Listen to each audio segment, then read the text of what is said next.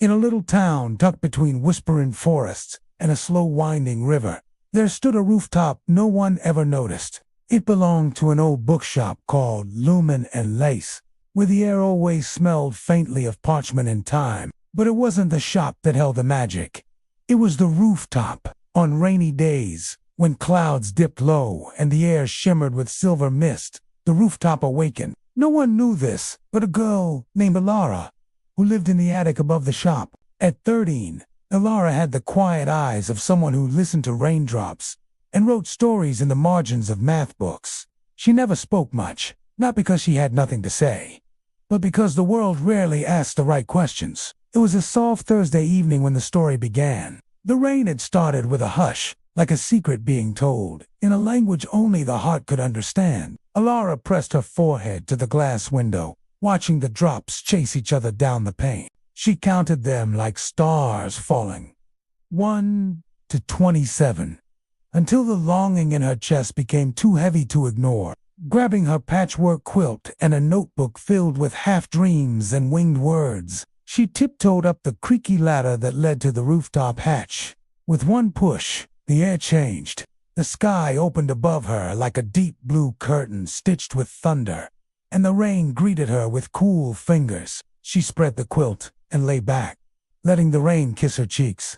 The shingles beneath her were warm from the day's sun, the contrast a comfort. She closed her eyes, and then it happened. A single drop, slower, softer than the rest, landed right above her brow.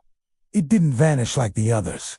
It shimmered, and as Elara watched, utterly still, the raindrop transformed, first into a teardrop-shaped bubble, then into something more distinct, a tiny house with smoke curling from its chimney and ivy crawling up its walls. It hovered there, fragile and luminous against the darkening sky, beckoning with a light so gentle it felt like a whispered invitation. Fear warred with curiosity in Elara's chest.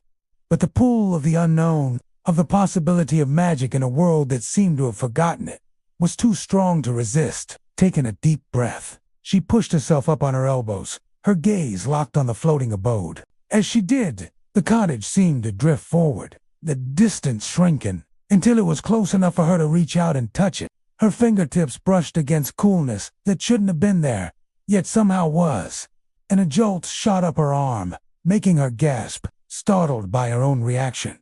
Elara scrambled back, knocking her shoulder against the edge of the hatch. A sharp pain flared, but she ignored it, her eyes wide and shining with wonder. The cottage was gone. Adrenaline ebbed, leaving her shaky and breathless. Elara hesitated for a moment, torn between the mundane world she knew and the sliver of magic she'd just glimpsed. Then, driven by a mix of curiosity and a desperate need to escape the confines of her ordinary life, she made a decision. With newfound determination, she hauled herself back up onto the roof, this time bracing her hand against the hatch to steady herself. The familiar ache in her shoulder throbbed in time with her heartbeat, a physical manifestation of the turmoil in her chest.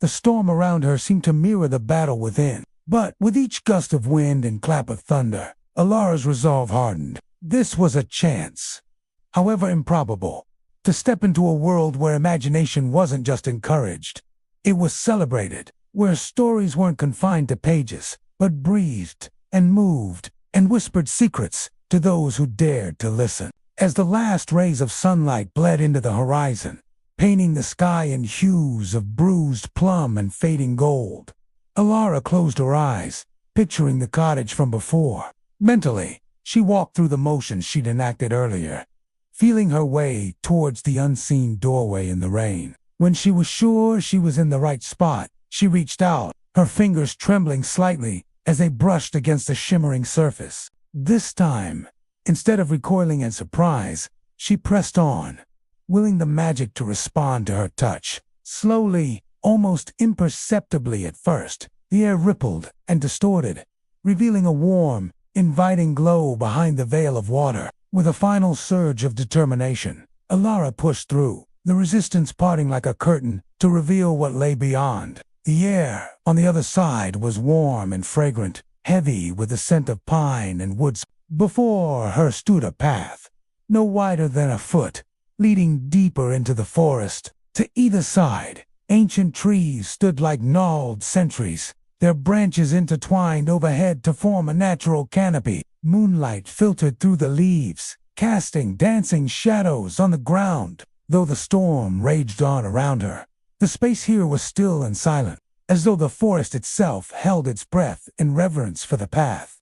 In the distance, Elara could hear the gentle murmur of a stream, a soothing counterpoint to the tempest she'd just left behind. The sight of the path filled her with a mix of trepidation and awe. Every instinct in her body screamed at her to run, to turn back and hide in the safety of the storm. Yet something, perhaps the whisper of adventure in her soul, or the promise of discovery, kept her rooted to the spot. Taking a deep breath, Elara adjusted the weight of her quilt around her shoulders, more for comfort than warmth, and stepped onto the path. As she did, the trees around her seemed to stir, their branches creaking in a language she couldn't understand but felt deep in her bones. The forest floor was soft beneath her feet, cushioned by a thick carpet of fallen leaves and pine needles. The air grew colder, the temperature dropping noticeably as she ventured deeper into the woods. The moonlight, once dappled and soft, now cast an eerie glow, turning the familiar into something strange and unsettling. The silence was profound, broken only by the distant roar of the storm and the unsettling crunch of her own footsteps. Despite the growing unease, Elara pressed on, drawn forward by an unseen force. After what felt like hours, though could have been minutes, the trees began to thin. The path widened, revealing a clearing bathed in the silvery light of the moon. In the center stood a cottage, its windows glowing with a warm, inviting light. Smoke curled from its chimney, promising warmth and shelter. Relief flooded Elara, so intense it was almost painful. Without realizing it, she broke into a run, her bare feet pounding on the forest floor, her heart pounding in her chest. The closer she got, the more detail she noticed. Ivy climbed the cottage walls, a creeping emerald green against the gray stone. Flower boxers overflowed with blossoms that glowed faintly in the darkness, and the air thrummed with a barely perceptible magic. Reaching the doorstep, breathless and trembling, Elara hesitated. For a moment, the warmth from the cottage reached out to her like an open invitation, promising solace and sanctuary. Yet fear, sharp and sudden, pricked at her. What if the magic here was a trick allure, to draw her into a world she couldn't comprehend? What if the answers she sought would lead only to more questions, to mysteries, too vast and complex for her to unravel? The conflict within her mirrored the storm that still raged outside, a tempest of uncertainty and apprehension. But as the wind whispered through the trees and the rain continued its relentless drumming on the roof, Elara knew she couldn't stay on the path forever. The choice, she realized, was hers: trust the magic that had called to her, or turn back and retreat to the safety of her ordinary life. With a deep breath, she pushed open the door. Once upon a time, in a quaint little town nestled between rolling hills and a whispering sea, there lived a girl named Elara. Now, Elara wasn't your ordinary girl. Oh no. While other children chased butterflies and played hopscotch, Elara preferred the company of old books and rainy days. She loved nothing more than curling up in her attic room with a worn copy of fairy tales and a cup of cocoa, watching the raindrops dance on the glass panes. One particularly dreary afternoon, as thunder grumbled in the distance and raindrops raced down the window, Elara was deep in a book when the most peculiar thing happened. The moment she opened her eyes, the world shifted. The clouds parted in strange, deliberate swirls, and down through the rain came a melody, not of flutes or harps, but of whispered lullabies and forgotten wishes. The air grew thick with golden mist, and from it stepped a woman in a gown made of dusk and silver threads, with stars caught in her hair. "Elara," she said, her voice the sound of lullabies wrapped in twilight. "You've come." Elara sat up slowly. "Come where?" "To the rooftop of dreams." The woman raised her hand, and the world around them blossomed into a living painting. The rooftop stretched wide, far beyond the size of the little building beneath. Around them bloomed meadows of glowing clovers, soft clouds one could step on like stepping stones, and lanterns floating through the rain, each containing a flickering dream. Elara's breath caught. "This is where all the untold dreams come to rest," the woman said, guiding her forward. "The ones people think they've forgotten, the dreams that were too wild, too quiet, too different." As they walked, Elara saw them, glowing memories in glass bubbles, stories that hummed with colors she couldn't name. A ballerina made of paper dancing on a string of lightning. A lion with wings curled up beside a child's sketchbook. A ship made of clouds, with a crew of invisible poets. "They're beautiful," Elara whispered. "They've been waiting," said the woman. "For what?" "For you. For someone to remember them, to write them down, to believe in them again." Elara clutched her notebook. "Me. You've always listened to the rain. You've always believed in things others called imaginary. That makes you the keeper." Before Elara could ask what the woman meant, a gentle bell chimed in the distance, and a trail of stardust appeared, leading to a circle of puddles, each reflecting not the sky above, but a different world. Elara stepped to the edge of the first puddle. Inside it, she saw a jungle of glowing vines, where lantern beetles lit the way for a lost explorer. The second puddle shimmered with a floating city built on the backs of sleeping whales. The third reflected a lonely child on Earth, staring at the moon, whispering a wish. The woman touched her shoulder. "You may visit them, one by one. Learn their stories. Tell them. Give them breath," Elara asked, her voice shaking with wonder. The woman smiled. "You already have. Every time you scribbled a poem at midnight, every time you watched the rain and wondered what it dreamed about, that was you remembering." Elara felt tears on her cheeks. Or maybe it was the rain. She knelt beside one of the puddles, dipped her fingers into its surface, and the dream swirled around her fingers like silk. A warmth bloomed in her chest, as if her heart had found its echo. "I'll write them all," she whispered. "I'll keep them safe." The woman faded, her voice lingering like mist, "and in return, they'll keep you." When Elara awoke, the sun was rising over the town. Her quilt was soaked, her hair tangled with leaves, and her notebook lay open beside her, filled with pages she didn't remember writing. Sketches of floating cities, poems about winged lions, and stories lit with rain and stardust. She climbed down the hatch, her heart still glowing. In the weeks that followed, the townspeople noticed something strange. The little bookshop began to change. New books appeared on the shelves, with titles no one remembered publishing. "The Cartographer of Lost Dreams," "How the Rain Taught Me to Dance," "Lantern Beetles," "In the Starless Jungle." People began to read more, dream more, wander through the rain with their heads tilted upward. And every time the sky darkened with clouds and the first drop touched the rooftop, Elara would climb up again, not to escape the world, but to listen, for the rooftop of dreams was always waiting, humming with forgotten wonder, and Elara was its keeper. The girl who believed that even raindrops had stories to tell. Now, you might be wondering why this story is called The Girl Who Listened to the Rain. Well, let me tell you, it's not just about Elara and her magical rooftop. It's about all of us who ever felt a little different, who ever saw something others missed, who ever heard whispers on the wind or stories in the rain. See, we all have the ability to be dream catchers, to hold on to the dreams and hopes that might otherwise slip through our fingers. But sometimes we need a reminder, a nudge from the universe, and maybe a little magic to help us along the way. Just like Elara, we can find beauty and wonder in the everyday, if we only take the time to look for it. I want you to close your eyes for a moment and imagine a raindrop falling from the sky. What do you think it's seen? What stories does it hold? Maybe it's danced with rainbows or sailed on clouds. Who knows? The point is, everything has a story. Everything carries a piece of magic within it, if we just open ourselves up to the possibility. So the next time you hear the rain, don't just see water droplets. See stories. Don't just feel the chill of the weather.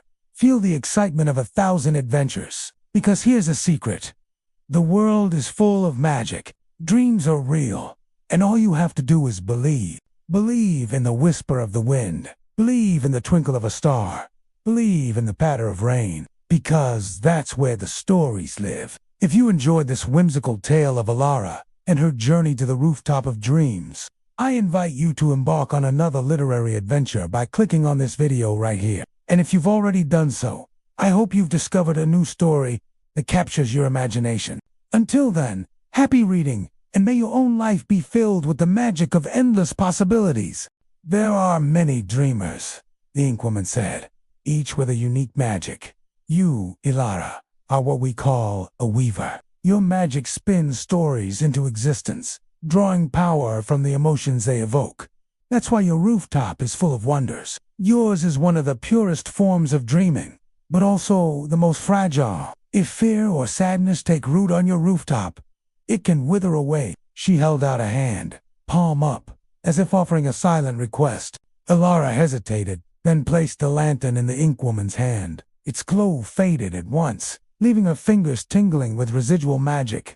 What happens now? I will return it to its place, the Inkwoman said, tucking the lantern into the folds of her robe. And when morning comes, you must forget you ever saw me or stepped foot on this rooftop. Elara blinked, confused. Why? If your rooftop knows too much about the shadowed dreamer, the Inkwoman said, it might become a permanent part of this place. And then where would your dreams go? Without the physical world to touch, they would have nowhere to bloom. Taking a deep breath, the Inkwoman turned back to the path. Come, Elara. There is more I must show you. Though she didn't move, the Inkwoman's form flickered as if about to vanish. Wait, Elara blurted out, suddenly afraid. Will I be alone? The Inkwoman paused, then looked back, her eyes to pools of starlight. Never, she whispered, as long as you keep dreaming. And with that, she stepped back onto the path. Reluctantly, Elara followed, stepping into a place that felt both familiar and alien. All around her, the domes of memories glowed. But something had changed. In each one, she saw glimpses of herself, but also of others. A boy with hair, the color of dandelion clocks. A girl whose laughter echoed like wind chimes.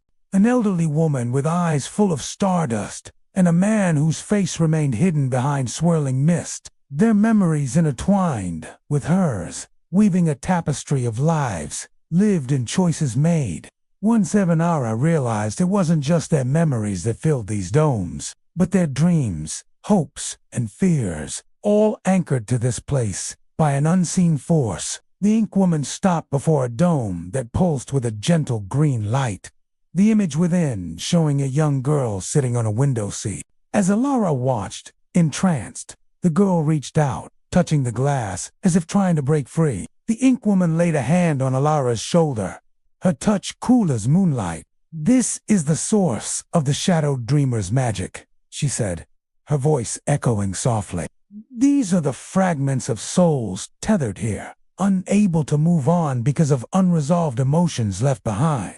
Elara looked down at the trembling hands in her lap, realizing they were no longer hers. They belonged to the girl in the dream. Memories flooded back, ones that weren't hers, yet felt achingly familiar. A gasp escaped her lips as she remembered laughing, playing, feeling the sun warm her skin. But there were other memories, too, ones tinged with fear and sorrow.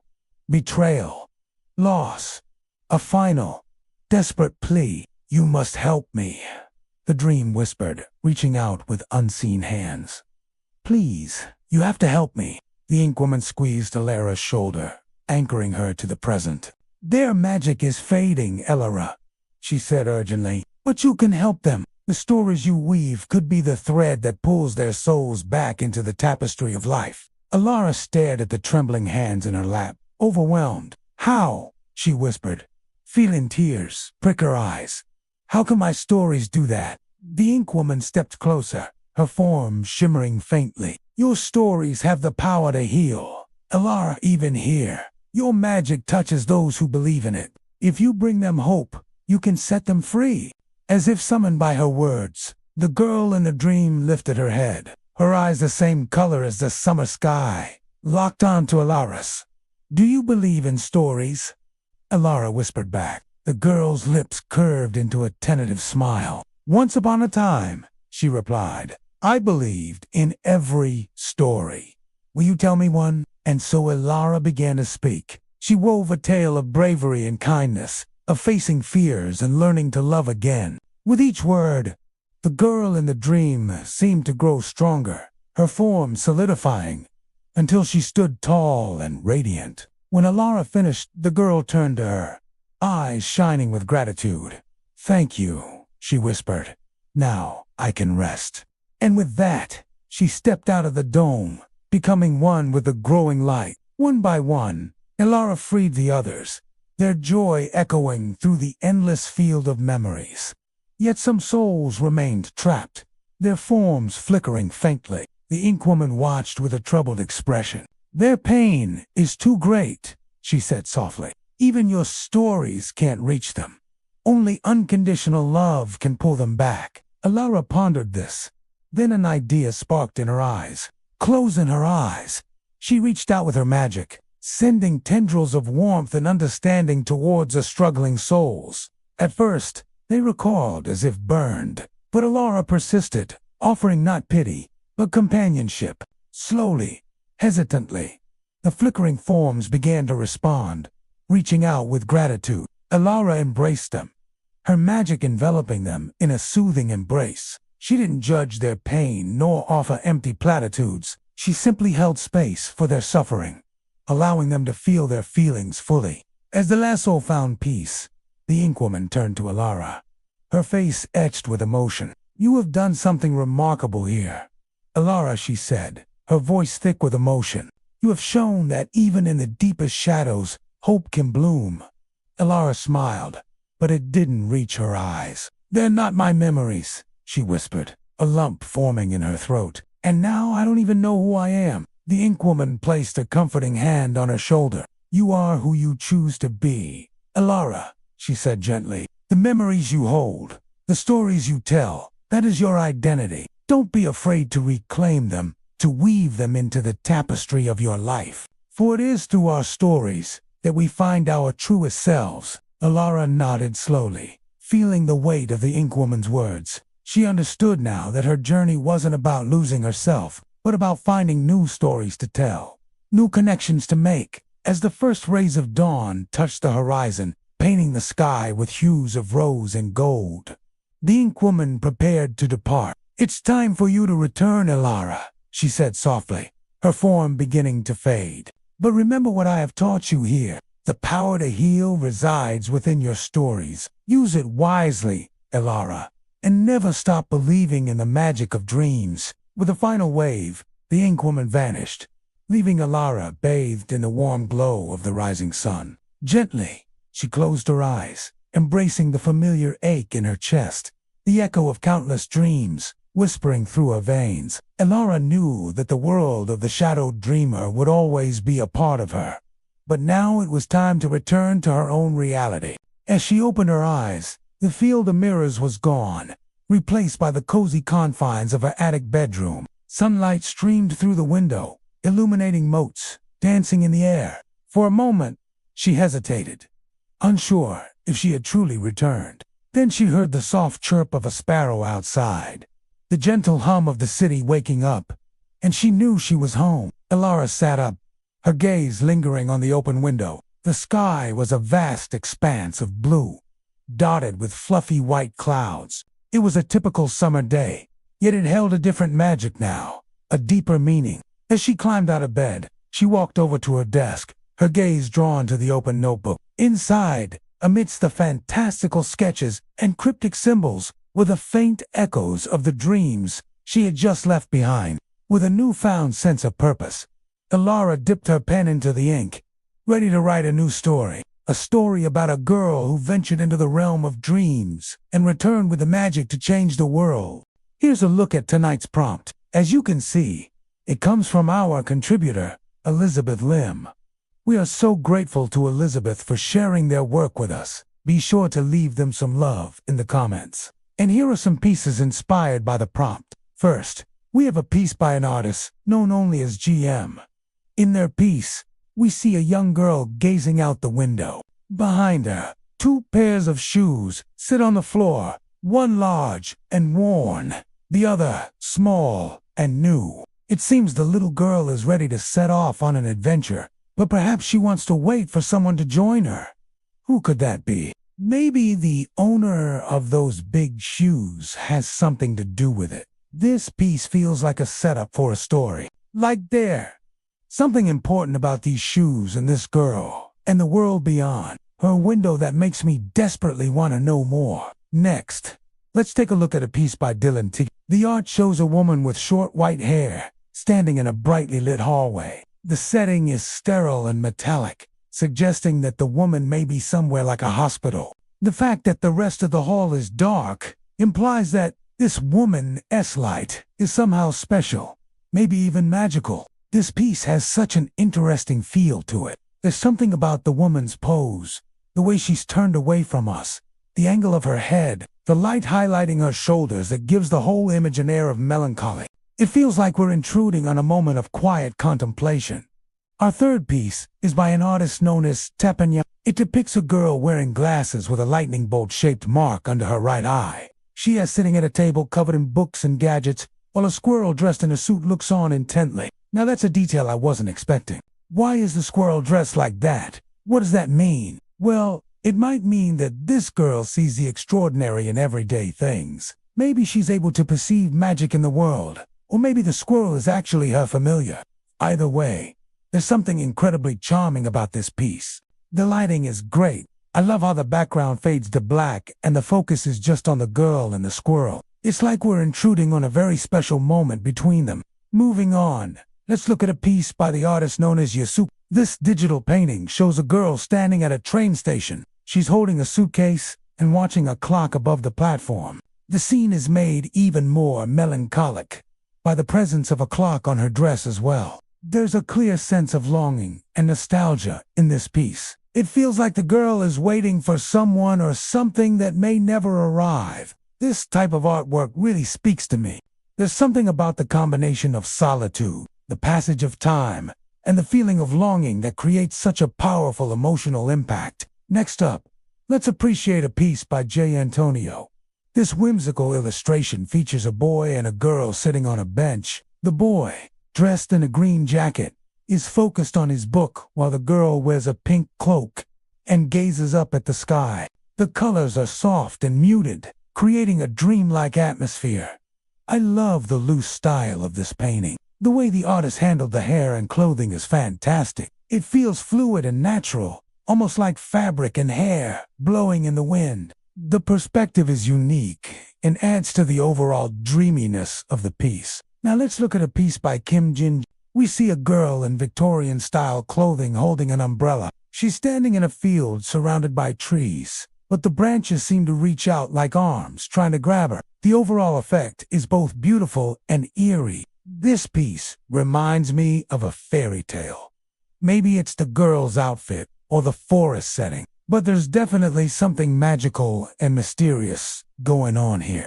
I wonder what kind of story this character is from. Now let's turn our attention to a piece by an artist named Elara MD. This piece shows a girl with shoulder-length brown hair wearing headphones and looking up at the sky. She's sitting next to a piano with sheet music on the stand. There's a magical realism quality to this piece. The way the notes are coming out of the piano and floating around the girl suggests that music is an important part of her life. It also hints at a connection between her and the world around her, almost like she can hear the music of the universe. For our penultimate piece, let's look at this piece by Artex here. We see a girl with long flowing hair sitting on the ground. She's surrounded by flowers and butterflies and has a relaxed and carefree expression on her face. There's a definite hippie vibe to this piece. Maybe the girl is a free spirit who loves nature and spends most of her time outdoors. This piece has a calming effect on me. The soft colors and relaxed atmosphere create a sense of peace and tranquility. It's like being surrounded by nature and soaking up the sunshine. Finally, let us take a look at the last piece of the night from an artist known as Choi Jong-won.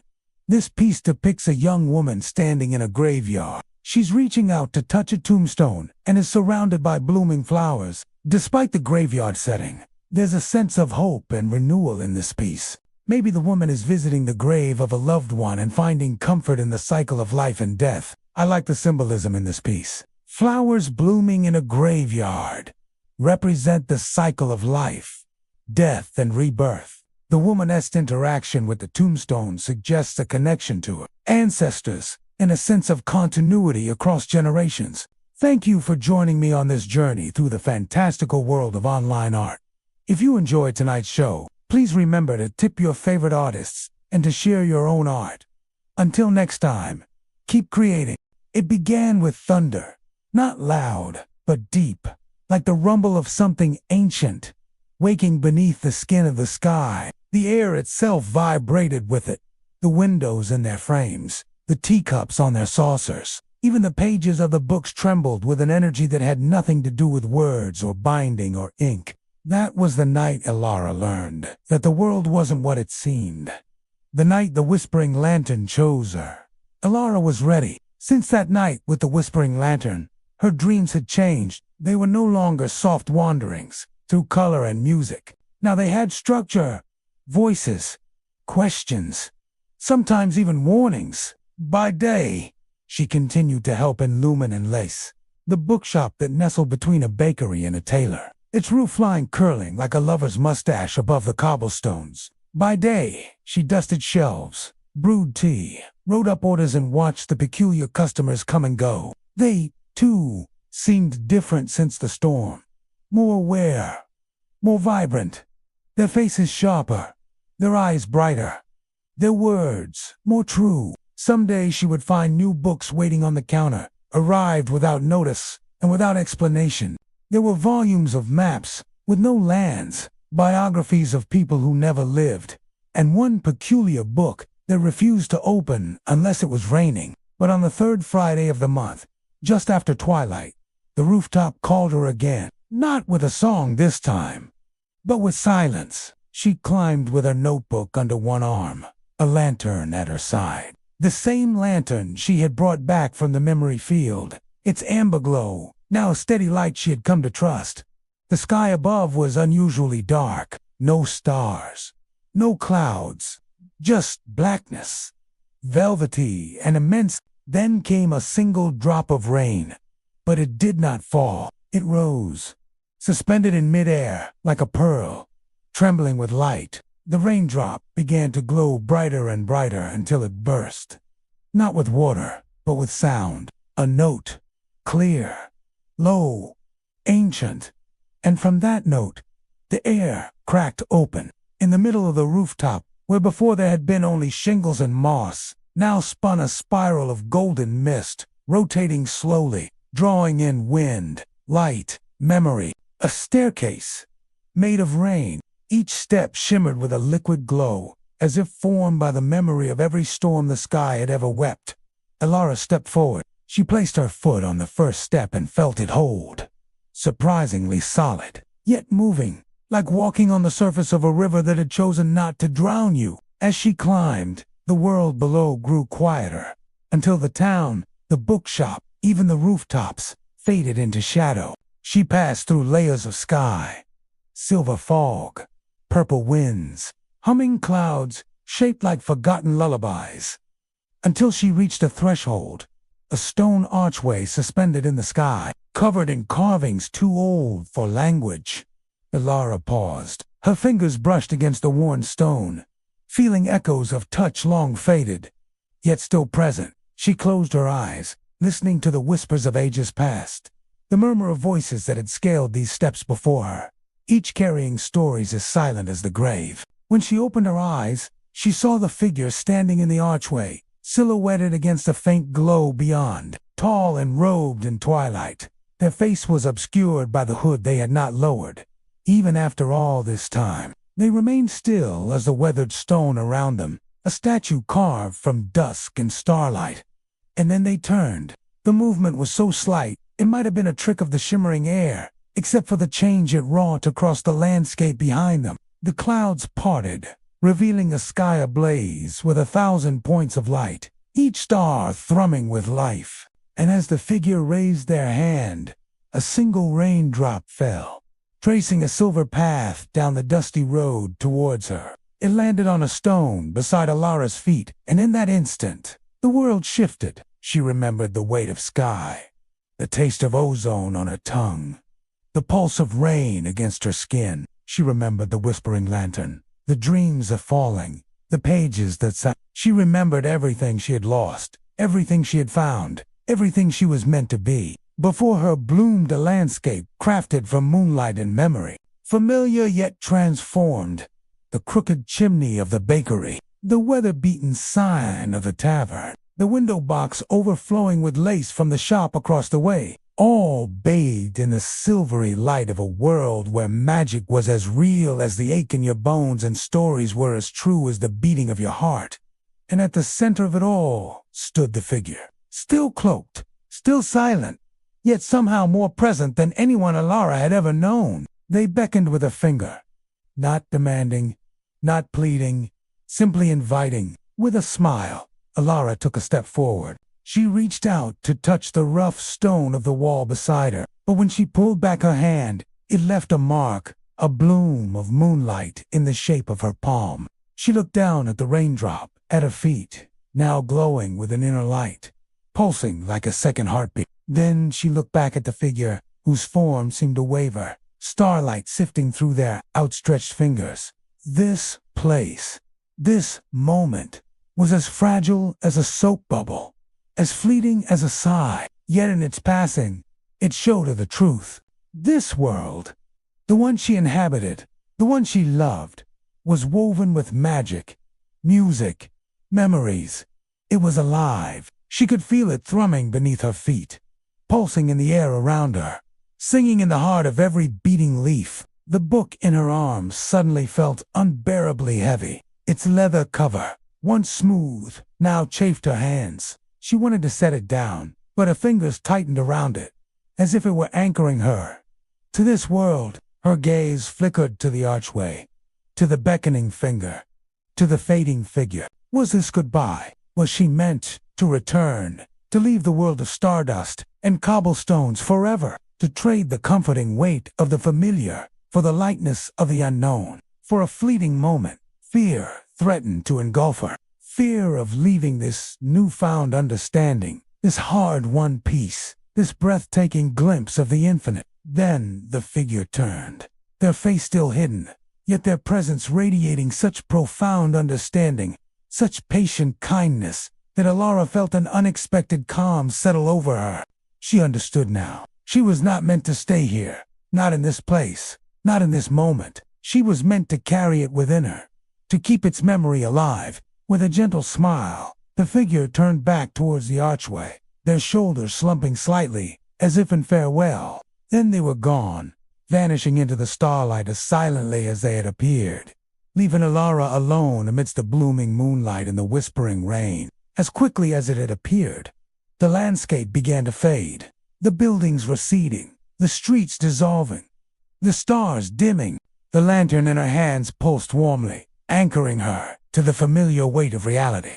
The alley, the bakery, the crooked chimney, all swam back into focus, painted in the soft hues of twilight. She glanced down at the book in her arms, its worn leather strangely comforting. As the first notes of twilight music drifted from the open window of the tavern, she knew what she had to do. With a deep breath, she tucked the book under her arm and started her descent, each step taking her deeper into the familiar, each sense pulling her back to the comforting hum of everyday life.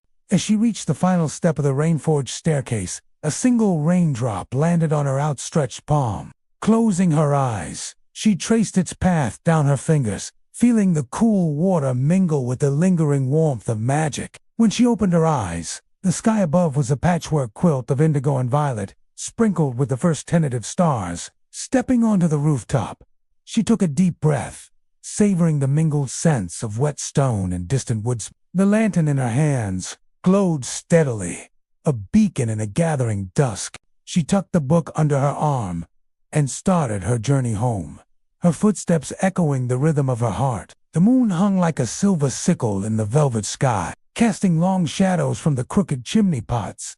As Elara hurried along the cobblestone streets, the sound of distant laughter drifted from the open window of the tavern. mingling with the sweet melody of a lute. She quickened her pace, eager to lose herself in the familiar embrace of her little bookshop. As she reached the ladder leading to her room, she paused, glancing back at the darkened rooftops and chimneys. The sky above was a canvas of deepening blues, streaked with the first blush of twilight. She thought of the figure on the stair, their silent wisdom echoing in the stillness. With a smile, Elara turned back to the ladder, its rungs creaking a welcome tune beneath her feet. The bell above the door chimed softly as she entered the cozy confines of lumen and lace.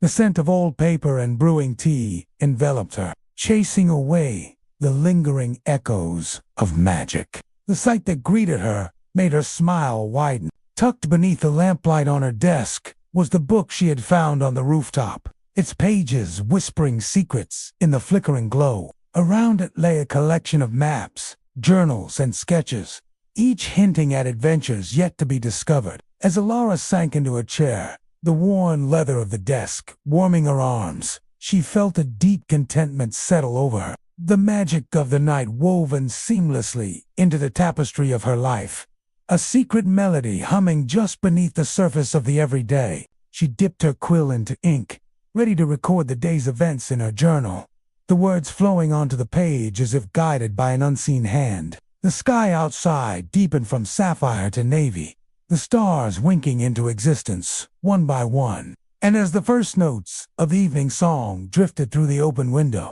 Elara closed her book, a contented sigh escaping her lips. The magic of the night lingered in the air, mingling with the scent of old books and brewing tea. She leaned back in her chair, her gaze drifting to the map spread across the desk, its borders promising untold adventures. Tomorrow was another day, filled with the everyday magic of tending her bookshop, helping customers, and searching for new stories. But tonight, Elara carried the memory of stardust and whispers close to her heart, knowing that the magic of the sky was woven into the very fabric of her being.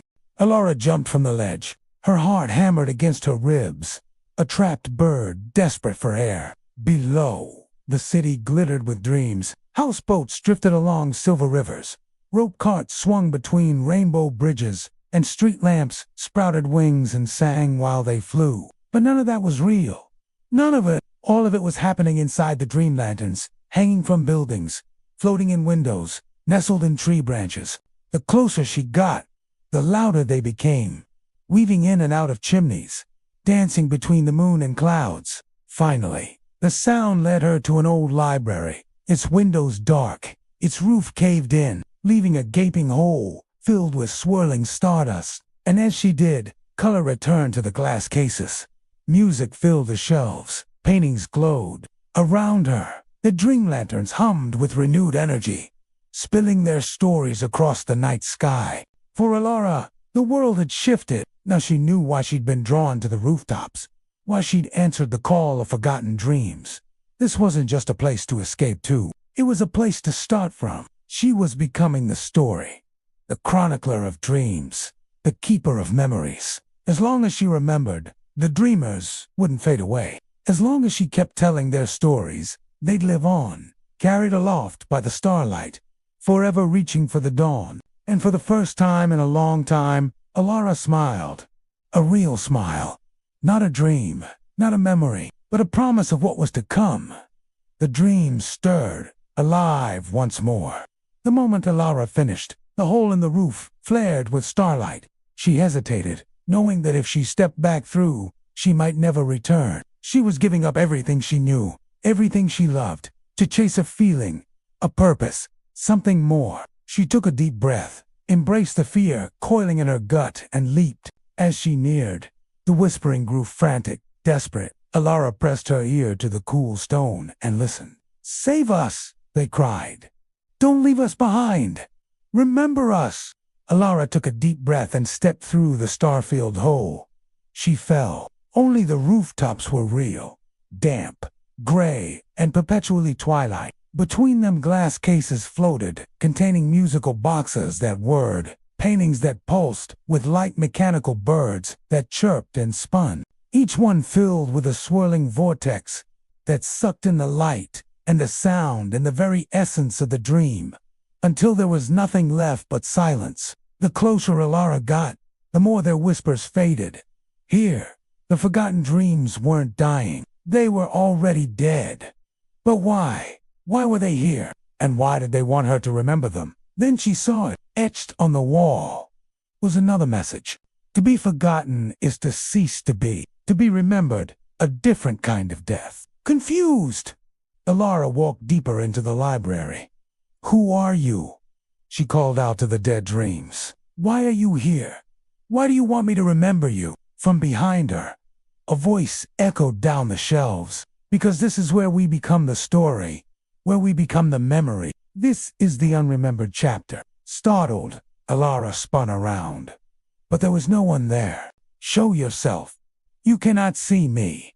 You can only hear me. For I am the silence, and my purpose is to hold the stories of those who have been forgotten. Stories die when they're not heard, when they're not told, when they're not remembered. The silence, Elara realized. That's what she'd been listening to all along. Not a whisper of hope, but a sigh of despair. Dreams had died, not because they'd been abandoned, but because no one had been there to hear them. They'd faded into the unremembered chapter, becoming nothing but dust and silence. But you're here now, the silence said, so you must decide. Will you remember us? Will you keep our stories alive? Elara felt tears pricking at her eyes, blurring the dust motes dancing in the starlight that poured in from the hole in the roof. She thought of the countless dreams she'd saved, of the infinite possibilities that lay dormant within them, and she knew she couldn't let them fade away. Yes, she whispered, I will remember you. And yet this was the only place where Elara could find them. The dreamers whose stories needed saving. This was the only place where she could find herself. Circular, silent, in the center stood a single pedestal. Upon it a mirror, but not one that reflected Elara. Instead, it showed a flickering scene. A child, alone in a desert of ashen wind, holding a tattered journal and walking toward a sky made of rust. A dream, a dying one. Before she could ask, a voice filled the chamber. You have come to the veiled chapter, it said, both kind and cold, where lost dreams go to wait, forgotten not by time, but by hope. Elara swallowed. What do I do? You remember them. And suddenly, the room shifted. 100 mirrors lit up around her, each filled with a dream teetering on the edge of vanishing. She saw a boy who built music from silence, a woman who painted doors into the sky, a wolf who guarded a mountain of poems, each one fading, pixel by pixel, into the void. I can't save them all, Elara whispered, overwhelmed. No, the voice said, but you can choose one. Tonight she turned to the mirrors. They flickered, called, pleaded. Then she saw her, a girl in a windowless room, scribbling stories on her bedsheets with broken crayons. Every night, she would look up at a ceiling painted black, pretending it was the night sky. Elara reached out. The mirror broke like water, and she was there. The room was cold. The girl didn't look up, didn't even notice her. Elara knelt beside her. What's your name? The girl didn't answer, so Elara opened her notebook, tore out a page, and began to write. Not about stars or rooftops or magic, but about this room. The cold. The crayons. She wrote it exactly as it was. And as the words formed, the girl looked up. You can see me, she whispered. Elara nodded. You're not forgotten. The girl reached out, touching the page. It glowed. And suddenly, stars bloomed on the ceiling. Real ones. The walls cracked open to reveal skies, infinite, filled with moons and flying ships and staircases that rose forever. The room was gone. The dream was saved. When Elara returned, the rooftop was waiting, damp, soft, silver with moonlight. In her notebook, the page she'd torn out had reappeared, but now it held a new title. The Room with No Windows, by Elara. And the girl who waited, the amber lantern beside her, burned brighter than ever. And above, the clouds whispered her name, not as a question now, but as a promise. Because though she loved these dreams, they were poison in her veins, threatening to pull her under if she stayed too long. Above it, words etched in starlight. Only those who listen may knock. Elara closed her eyes, and she listened. She listened past the wind, past the distant bells of dream lanterns far below, past even the ache in her chest. She listened to the heartbeat of the rain, to the rustle of unwritten stories. And then she knocked. The sky opened like a book. Inside was not a palace, nor a realm of clouds, but a simple stone room. She raced across the rooftops, following the whispers. When she opened her eyes, she landed in a hallway lined with bookshelves stretching into the infinite distance. And so she did. She walked through the unremembered chapter, remembering every dream, every story, every song, every whisper. She landed on the rooftop, breathless, trembling, exhilarated. She needed help. But who would understand? Who would remember? Elara hurried through the city. Empty streets echoed beneath her boots. In the distance, a fountain shimmered, its water frozen. She approached, hoping to wake it, but it only had eyes. No one lived here anymore. No one except the echoes of dreams. One turned toward her, a melody. Another stirred, a story on the tip of its tongue. But as soon as they saw her, they shrank back, afraid. She understood why. To these forgotten dreams, she was a stranger. But to herself, she was a whisper of home. Elara wanted to reach out, to remind them, to show them the world hadn't ended. But she didn't know how. She couldn't just say, "Hey, don't forget me." She needed something more, something better, something beautiful. So she did the only thing she could. She told them a story, a tale of a girl who climbed rooftops and collected dreams, of a library hidden in the clouds, and a book bound in moonlight. The story unfolded on her tongue, tumbling over itself like falling rain. She wove dreams into the pavement and painted stories on the buildings until the street rang with music. With every note, the fountain spouted higher. With every verse, the windows glowed with light. With every word, the dreams remembered. They gathered around her, shimmering figures made of stardusts and whispers, thanking her, embracing her, begging her to stay. She wanted to. She really did. But the longer she stayed, the more the city faded. "I need to keep moving," she told them. "If I stay, you'll disappear." They understood. A bittersweet smile touched the lips of the fountain. "Then go," it whispered. "Go wake the world." Elara promised she would. Then she ran, climbing rooftops and leaping over sleeping fountains, chasing the fading echoes of dawn. She raced across the forgetting, desperate to reach the heart of it, to wake the great dream that hung above the city like a shroud. What if it was too late? What if the world was already gone? Afraid, she fled from the ghosts of remembered streets to the refuge of the old cathedral, hiding in its shadowed nooks and crannies, letting the stones hold her tears. Hey there. Today's prompt is from our Discord server. Okay, so here we go. The city smelled of static and ash. No one noticed her. Not the shopkeeper standing beside wilted flowers. Not the child drawing blank circles on a chalkboard. Not the man on the corner whispering, "I used to remember." But the dream above them pulsed, flickered, and began to fall. Elara ran. Like we start off by describing the city, and we use these really interesting metaphors like the city smelled of static and ash. And I love the way you described it because it's almost like it's a character in itself. Like it's a living thing that's reacting to the world around it. And when a dream responds, when that little voice calls out to her, it's like she's reaching out to that younger version of herself. This is such a powerful statement. You know, she's talking about her writing. And all of this is happening because Elara dared to remember. Because Elara dared to hope. Because Elara dared to believe that there was more to life than just ash and static. But it could apply to so many things. You know, it could apply to her dreams, her hopes, her goals. Like she's not just writing with her pen. She's writing with her voice, with her breath, with everything she has become. And the rooftop listens, as it always has. You know, the rooftop is patient. It's been waiting for her to return, been waiting for her to remember, been waiting for her to write a new story. She's saying that even if nobody appreciates it now, even if nobody understands it now, that doesn't mean she's going to stop doing it. I love the way you brought all of these characters and ideas together. I love the way you made me feel like I was right there in the story with you. And I can't wait to see what you write next. She's going to keep writing, keep dreaming, keep hoping, because someday somebody might understand. And that's such a beautiful message. You know, it's a reminder that we should give up on the things we love, just because other people do understand them. That more innocent version of herself. And she's telling her that it's okay, that she's still there, that she hasn't been forgotten. And the fact that the dream was fading, that it almost disappeared entirely, that shows us just how close Elara came to giving up.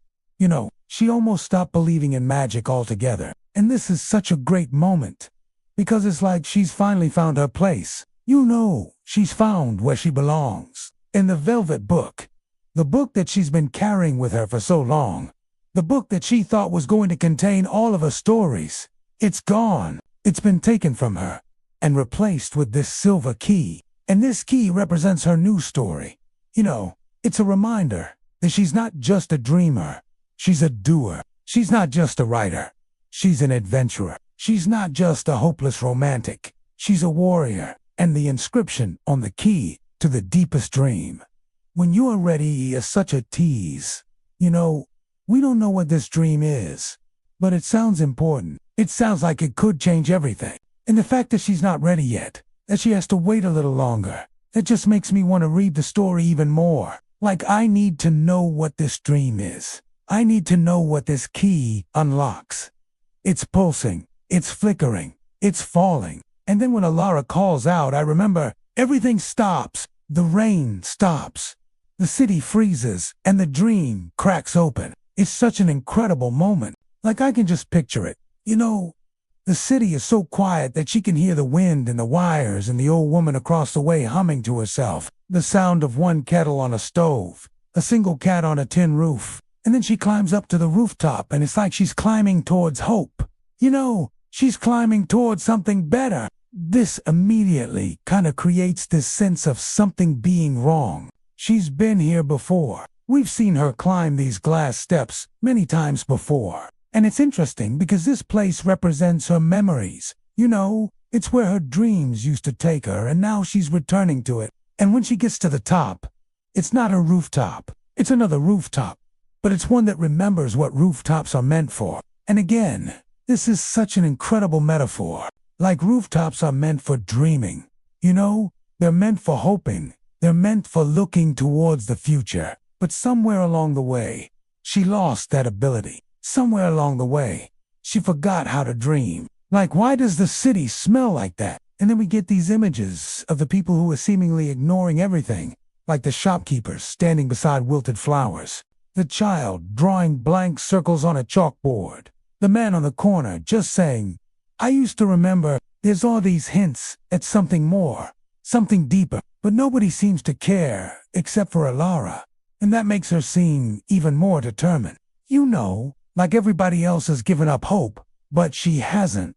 Up the glass steps of a shattered tower, up past broken screens and voices that once sang, she climbed until she reached the rooftop.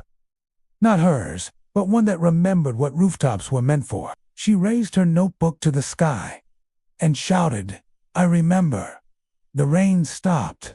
The city froze, and the dream above her, the massive sphere of light and storm and story, cracked open.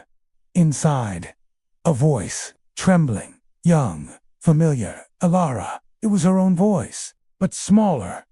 From years ago, from a night when she had almost stopped dreaming, a voice that had once whispered, "What's the point of writing what no one will read?" She whispered back, "Because even if they don't read it now, they will, someday. And until then, I will." The dream exploded into golden light. The city blinked. People began to look up. When Elara returned to her own rooftop, her hands were stained with ink. Her lantern flickered blue and gold. Her notebook burned softly with warmth. And the velvet book, gone in its place. A new key, silver, featherlight. It bore the inscription, to the deepest dream.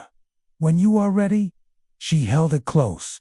Not ready yet, but close. That night, she wrote a new story.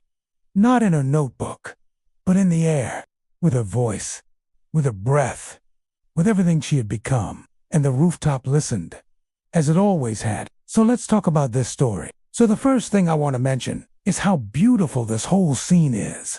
And then we have the dream, right? We have this massive dream, this fear of light and storm and story. Now, this isn't actually the first time we've seen this rooftop. And when she shouts, "I remember," it's like she's reclaiming that part of herself. You know, she's reclaiming her hope, her optimism, her ability to believe in something better. Now, I also love this line, because even if they don't read it now, someday they will. Until then, I will. And then the dream explodes into light and color.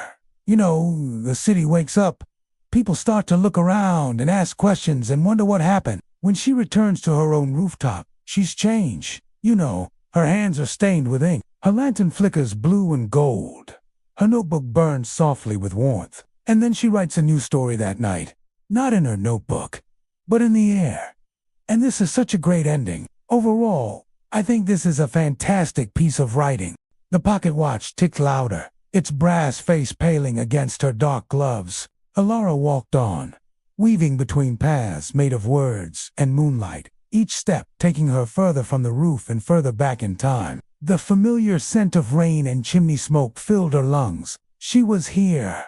Now, on the roof, in the rain. She couldn't make out any details, only the outline of a person framed by the dim glow of the hallway light. Fear threatened to overwhelm her, paralyze her with terror, but something held her there, rooted to the spot, unable to move. And then the figure took a step forward, emerging from the shadows and into the light.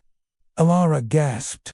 It was someone she knew, someone she had seen before, but she couldn't quite place. The face was obscured by darkness, but she could feel the intensity of their gaze upon her, as though the person was reaching out, trying to pierce the veil of her defenses. But who was it? Who was standing there in the doorway watching her? The figure took another step forward, and Elara's heart pounded in her chest. They were closer now, within reach, and she could see the outline of their features, the tilt of their chin, the curve of their lips. And then the realization hit her like a tidal wave. Her breath caught in her throat, and she whispered the name that had been on the tip of her tongue. But when she reached out, her fingers met only empty air.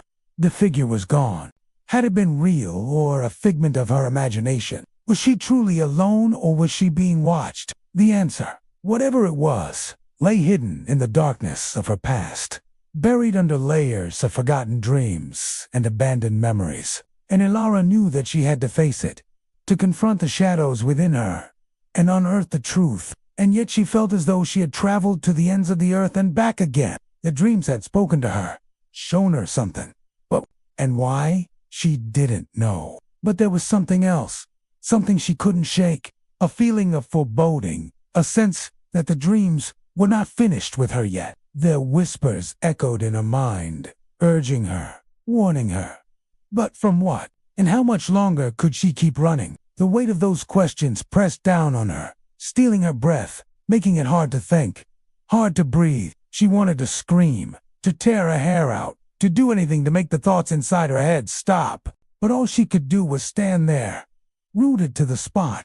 As the rain poured down around her, she closed her eyes, trying to shut out the noise, trying to focus on something, anything, that made sense. But everything was a jumble of half-remembered dreams and fragmented thoughts. Then, as suddenly as it started, it stopped. The rain, the wind, the voices in her head, all of it just ceased to be. And in the silence that followed, Elara heard a knock. Startled, she opened her eyes and turned to face the door, her heart pounding in her chest. She listened intently, straining to hear anything over the pounding of her own blood in her ears. Then she heard it again, a soft, gentle knock, like someone tapping on wood. She froze, every instinct in her body screaming at her to run, to hide, to do anything but stay there. But she couldn't move. She was rooted to the spot, unable to speak, unable to breathe. The knocking came again,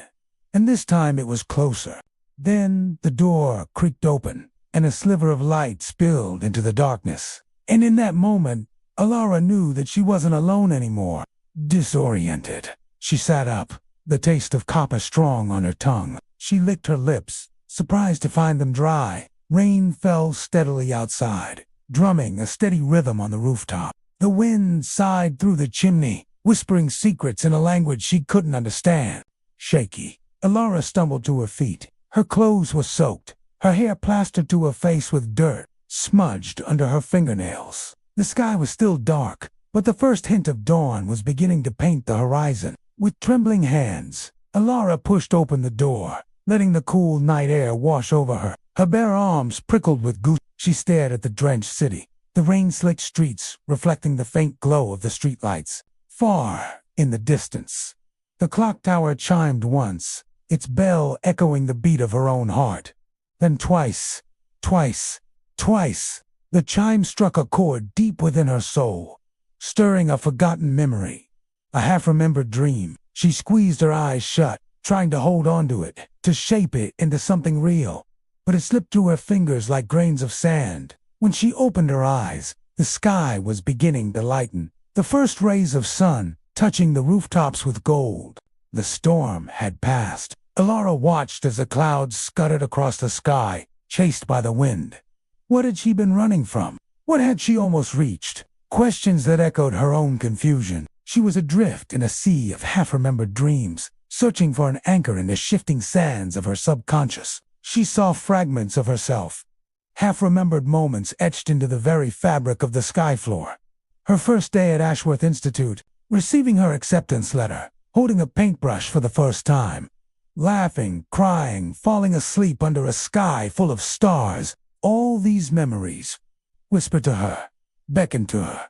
Some felt like anchors, some like stepping stones, and yet none of them were as powerful as the pull from the clock tower, which seemed to stretch upward, beckoning with an urgency she couldn't understand. Elara reached out, her fingers brushing cool, smooth stone. A single word carved into the nearest page. Lumen light, the name of her late mother, the woman who had given her life, and the woman who had taught her to read the whispers of the world. A sob caught in Elara's throat, hot tears blurring the pages before her. Memories came rushing back, memories of love and laughter, but mostly of fear. Fear and whispers. The clock chimed again, the sound like shards of glass grinding together. It was a warning. Elara knew it. To stay would be to become trapped here, lost forever in echoes of the past. So she turned and fled, back across the endless sky floor, past her forgotten dreams and abandoned hopes, away from the memories that threatened to consume her, toward the solace of the familiar rooftop. As she ran, the words beneath her feet shifted, reshaping themselves into a path, guiding her, urging her forward. The pocket watch thrummed in her hand, its ticking growing louder, more insistent. When it chimed, Elara stumbled, catching herself on a shard of broken glass. Blood welled up, mingling with the tears on her cheeks. In that moment, she looked back. For a split second, she saw it. A vast clockwork city suspended between the pages of a book. Towers of cogs and pistons scraped the sky, their gears grinding out the rhythm of eternity. Below, tiny figures scurried about their business, oblivious to the relentless march of time above them. The sight stole her breath, filled her with an overwhelming sense of wonder and despair. How could she have missed it? How could she have ignored the signs? For what felt like an eternity, she stood frozen, torn between the pull of the clockwork city and the need to escape. Then the pocket watch chimed again. Elara gasped, shaking off her stupor. The blood on her hands tightened into a cold knot. She had to get away, had to forget she had ever seen this place. With a desperate surge of adrenaline, she broke into a run, racing toward the distant glow of the path beneath her feet shifted, reshaping itself into a tunnel, swallowing her whole. And then she was tumbling, falling, plunging through darkness, toward the cold embrace of oblivion. She woke up, gasping, heart pounding, sweat slicking her skin. In the distance, a rooster crowed, and the sound seemed to jolt her back to the present. Elara's breath hitched in her throat as she stared at the figure standing in the doorway. Okay, guys, I think we're getting close to the end here. So let's see how close with this excerpt from chapter 24. She paused. The air thickened. The wind turned colder. The tower's door opened. Inside, it was both library and cathedral. Books grew from the walls. Staircases were made of feathers. The ceiling showed constellations that changed with each blink. In the center stood a pedestal. Upon it a mirror made of sand and a girl made of wind. The key, the silver one, still hidden in the drawer beneath her bed. The door it belonged to was closer now, and the rain, it would fall again soon. But next time, it would not just bring dreams, it would bring the calling. She looked like Elara, but younger, thinner, flickering like she might vanish if you looked too closely. This is probably going to be a so make sure you're subscribed so you know when part 2 comes out. What do you think? How do you feel about all these revelations about who Lara is and where she came from? How do you feel about the fact that the wind/water elemental girl, which we later find out is her past self, how do you feel about the fact that she was trapped in the tower all this time? Do you have any guesses as to why? And also, how do you feel about the fact that the tower seemed to be helping her this whole time? What do you think is going on there? Also, what do you think about the pen of deep dreaming? And finally, what do you think about the fact that the door of light appeared? What do you think is behind that door? Is it just a good thing? Is it a great thing? What does it mean? All those questions, plus some others, will be answered in the next and final part of this series. Until then, I hope you enjoyed this excerpt, and I hope you leave your thoughts and comments down below. As always, thank you so much for watching, and I'll see you next time. Bye. You left me here, the wind girl said. I didn't mean to, Elara whispered. You stopped believing me. Elara stepped closer, the pocket watch still ticking in reverse. I was afraid, she said. You still are. The wind gusted, pages flew, and the mirror began to show moments. The time she threw away her first story, because no one clapped. The day she hid her drawings under the floorboards. The night she whispered, I'm too small for the world I dream of. Tears welled in Elara's eyes. She touched the mirror and said, but I came back. The tower shuddered. The reverse ticking slowed, then stopped, and for the first time, it began to tick forward. The wind girl blinked. Her form shifted.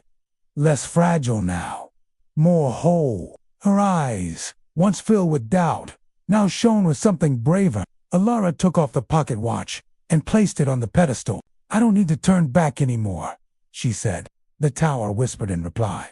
Then you're ready. The ceiling of constellations split wide open, and above it, a sky deeper than sky revealed itself. Velvet, endless, stitched with golden threads of forgotten wishes. From that sky descended a single object, a pen, floating, dripping ink the color of stars. It landed gently in Elara's hand. This is the pen of the deep dreaming, said the tower. With it, you do not just write. You remember what the world has tried to forget. You awaken what sleeps beneath story and sorrow. Elara clutched it. It felt weightless and infinite, and on her notebook's newest page, words formed without her writing. There is a place beyond the rain, beyond the wind, beyond the dreams of even the stars, and it has been waiting for you. Elara looked up. The clouds above were parting. A final door was opening, not of wood or mist, but of light. Back on her rooftop, the pen still glowed. The wind had gone. The sky was still. But she knew what came next. Okay, what did you think? We're getting there, but we got a little bit farther to go. The rain returned, not with noise, but with reverence, as if even the sky understood that something sacred was about to begin. Elara stood at the edge of the rooftop, the silver key in her hand and the star ink pen tucked behind her ear. The notebook was slung across her shoulder like a satchel, now bound not just with words, but with truth. Through the echo of lullabies she didn't remember learning. She didn't scream. She listened, and she landed softly, barefoot, in a world where gravity bowed to imagination. The deep dreaming. She nodded. heart pounding. And she wrote. She didn't plan it, didn't force it. The words flowed out of her like light through glass. Every heartbeat, every breath, every scraped knee and whispered wish, every dream and every fear, all of it wove together to make her. And as she sat there hugging her knees, suddenly afraid of the dark and all the monsters that might lurk inside of it, she started to write them down. With every sunrise, her list grew longer. She wrote about trolls hiding under beds and princes trapped in towers. She wrote about magic beans and dragons, wishing wells and gingerbread houses, talking trees and flying pigs, enchanted mirrors and wicked stepmothers. She wrote about bravery and kindness, about first kisses and battles fought and won, about lost mittens and laughter shared, and about the comfort of knowing that even when the night was darkest, dawn would come again. As she wrote, her fears began to fade away, replaced by the quiet confidence of one who realizes that stories are unjust things that happen to us. Stories are who we are, and the more stories we tell, the stronger we become. It looked like no place she had ever seen, and yet it felt like home. Skies stitched with stories drifted like auroras above her. From somewhere behind her, the figure spoke. Stories shape the world, and those who listen to stories, or refuse to listen to stories, they shape the keeper.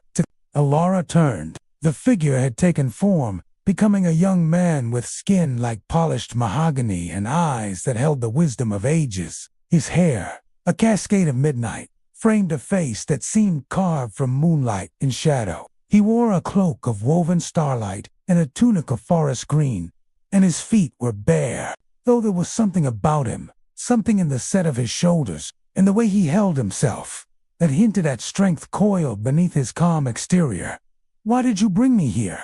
To show you the power you wield, to remind you why you were chosen. For in the deep dreaming, where stories are born, you will always be the most powerful of all. He gestured around them. This is where all stories begin, before they are sung or read or told around hearth fires, before they find a voice, before they have a shape. All story starts here, raw and echoing in the silence. The young man walked toward the shimmering horizon, beckoning for her to follow. As she did, the endless pages swirled around them, whispering possibilities into the wind. And so you see, Keeper, the responsibility weighs heavy, but also lightly. For the power to shape the world comes not from imposing order on chaos, but from listening to the melody of existence. The universe sings in its own rhythm, its own rhyme. Your role is not to interrupt that song, but to join it, to weave your verses into the grand tapestry of life. He paused, allowing his words to resonate before continuing. Sometimes the greatest stories come from the quietest beginnings, a single word, a hesitant phrase, and sometimes the smallest stories hold the universe within them. Do not be afraid to listen closely to the whispers of possibility, for they can lead you to realms of creativity you never imagined possible. Elara stepped forward, her senses alight with the magic that thrummed beneath her feet. The very air crackled with untold tales, with hopes and dreams waiting to be given form. The path ahead, though unseen, beckoned to her, with the silent promise of infinite adventures. She inhaled deeply, the scent of 1,000 untold stories filling her lungs. Her gaze met the young man's. His eyes, twin pools of starlight, held an invitation, a challenge, a trust. Are you ready, Keeper, to write the next chapter of existence? Trees grew out of floating books, their leaves made of whispers. Rivers curved upward into spiral moons. Stars slept in lanterns, and beneath her feet, the path shaped itself from constellations that remembered her name. Each page hummed with saved dreams, echoing with lives that had once faded, but now bloomed again. Tonight was different. The rooftop felt alive beneath her feet, breathing slowly, like a creature preparing to speak after centuries of silence. She looked up, and there it was, the door of light, suspended above the rooftop, just beyond the reach of the tallest tree. It shimmered like the surface of a memory. You are the keeper, it said, without moving its lips. I'm Elara, she replied, voice steady. It bowed, You've crossed through the rain, the wind, and the forgotten. You've earned the right to shape. Shape what? The being gestured, and the horizon shifted, transforming into endless empty pages stretching toward forever. The stories that never found a voice. The star ink pen pulsed behind her ear. The figure handed her a single blank page, larger than any she'd ever seen, glowing slightly at the edges. Right. What? Not made of gold, not of glass, but of longing, pure and pulsing. Carved into it were shifting symbols, not in any language she knew, yet somehow she understood. They read, "Here ends the dreaming of sleep. Here begins the dreaming that shapes the world." The silver key was growing warmer. She took a deep breath, placed the key into the air, and it turned. The door opened. Elara stepped through. At once, she was falling, not downward, but inward, through layers of her own wonder, through laughter that had never been spoken aloud. A figure approached, not walking, but gliding, not a person, not a shadow, something in between. Elara hesitated. Just one, for now. But know this, what you write here, in the deep dreaming, echoes into the waking world. Once upon a time, there was a girl who woke in the middle of the night and realized she was made of stories. She finished the last line. The moment stretched, then the page shimmered, expanding outward, until it was gone, leaving nothing but starlight and the whisper of turning pages. Elara stood at the end of a path made of rearranged stars. The deep dreaming around her grew quieter, denser, as if each step she took pulled her deeper into the marrow of meaning itself. Every direction she could sense now was choked with echoes of half-remembered whispers, feelings given form, and places made of memory. There were no roads here, no signposts or maps, just echoes, just feelings, just memories shaped into places. Ahead, beyond a ridge, made of shattered lullabies, she saw it, a ruined coliseum built from the spines of broken books. Then one of them, taller than the rest, stepped forward. The misveiled woman gestured with a graceful sweep of her hand. More. It begins again. The misveiled woman drew closer. Are you ready for that? Elara met her gaze steadily. I am.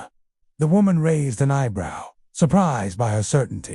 Very well, she said finally, turning away. If you seek what slumbers in the heart of the sanctum, then pass through the gate of echoes. She had come to rouse one in particular, the one that had been silenced at the beginning of all things. It came from the distance, growing steadily louder. Something was awakening. Elara stood still, listening, bracing herself against the pull of the unseen presence as it drew closer and closer, until finally she saw it. Do not linger on the path. Do not touch the walls. Do not speak unless spoken to, and do not look back. Are you ready? Elara nodded. I am. It stirred as she drew closer, its eyes opening slowly to reveal galaxies within their depths. Why do you do this? She asked. It was both, a massive form made of shifting script and bone, wrapped in the shape of a lion in a library. She had no idea what would happen when she awoke this myth, but she knew it was worth the risk. Its mane was woven from ash and ink. Its breath smelled of time, and in its chest, where a heart should be, was a single, locked story. For a long moment, there was nothing but the feeling of untold power surging through her veins, through her arms, through her very being. And then the myth began to shift and change, unfurling itself like a scroll, revealing the tale that had been imprisoned within its bones and fur. In its place stood a woman, tall and slender, clothed in moonlight and stardust. Her hair was a waterfall of starlight, her eyes galaxies swirling with untold wonders. She reached out, and Elara understood. This was the myth, now whole and free. It wanted her to take its place, to carry its story. Elara approached cautiously, aware that whatever this was, it was ancient beyond measure, powerful beyond imagining. With every word she wove into its being, it shed its monstrous form, becoming instead a vision of impossible beauty, a world of ink and starlight, of stories and dreams. Whatever it dreamed, she realized, had become reality. This was the root of all forgotten power. And what if awakening, it doesn't fix anything? What if it only makes things worse? Thank you, she whispered, but you must tell your own story. And the myth, now freed from its prison, laughed, a sound like wind, chimes dancing in the breeze, and with a final wave, it vanished, leaving Elara alone in the echoing silence of the sanctum. Then why have you come? I came to listen anyway. Whether for better or worse, she didn't know. And she wouldn't know until the ink of origin ran dry, and she woke up. It forgets too easily. We forget who we are, why we're here, what we could be. But I have to try. She turned to face the awakened myth, taking a deep breath and reaching out her hand. She could feel its sadness, its anger, its sorrow. All the myths resonated with these emotions, but none more than this one. Please, she whispered, placing her hand over its heart, over the locked story. Let me write you well. The keepers circled her slowly. Their voices rose, one after another, not in anger, but in warning. Her face was veiled in mist, but her voice was clear and cold. You walk into the heart of what even dreams of exiled. Elara straightened her shoulders. She could feel the power thrumming in the ground beneath her feet, in the air around her, in the beings before her. Go then, child of the daydreamer. Go and write your story. But she knew this power was not malevolent. It was simply ancient, unknowable, and utterly real. Within the circle of the gate, the landscape shifted. When she turned to go back, the Colosseum had vanished, along with the gate and the path and the watchers. She was alone. The moment she had stepped through the threshold, she had entered the sanctum proper. The place where memories solidified into myth and feeling was given form. Around her stretched an endless plain of shifting script. It looked like sand, but it felt like words, and those words shifted constantly, rearranging themselves into shapes that had no name and no definition. It was a place without rules, without logic, without time. It was the place where stories lived before they became stories, before they were written down or sung around campfires or read by flickering lamplight. Here they were, raw emotion and untamed energy, waiting for someone to recognize them, to give them shape and meaning. And someone had. The broken myths, the discarded tales, the silenced voices, all of them had found purchase here. The keepers tended to them, sang to them, soothed them until such time as they could be spoken aloud. Crumbling towers carved from forgotten rhymes, an ancient gate sealed with ropes of moonlight. The sanctum of the broken myths. Elara stepped closer. Then the answer came to her. This was as real as any waking moment. Then another, then many. They emerged slowly, figures wrapped in robes made of discarded tales, cloaks stitched from torn fables, gloves inked with fractured truths. They carried staffs carved from twisted metaphors, and war crowns made of stars that had never been named. The keepers of the broken myths. They were all watching her.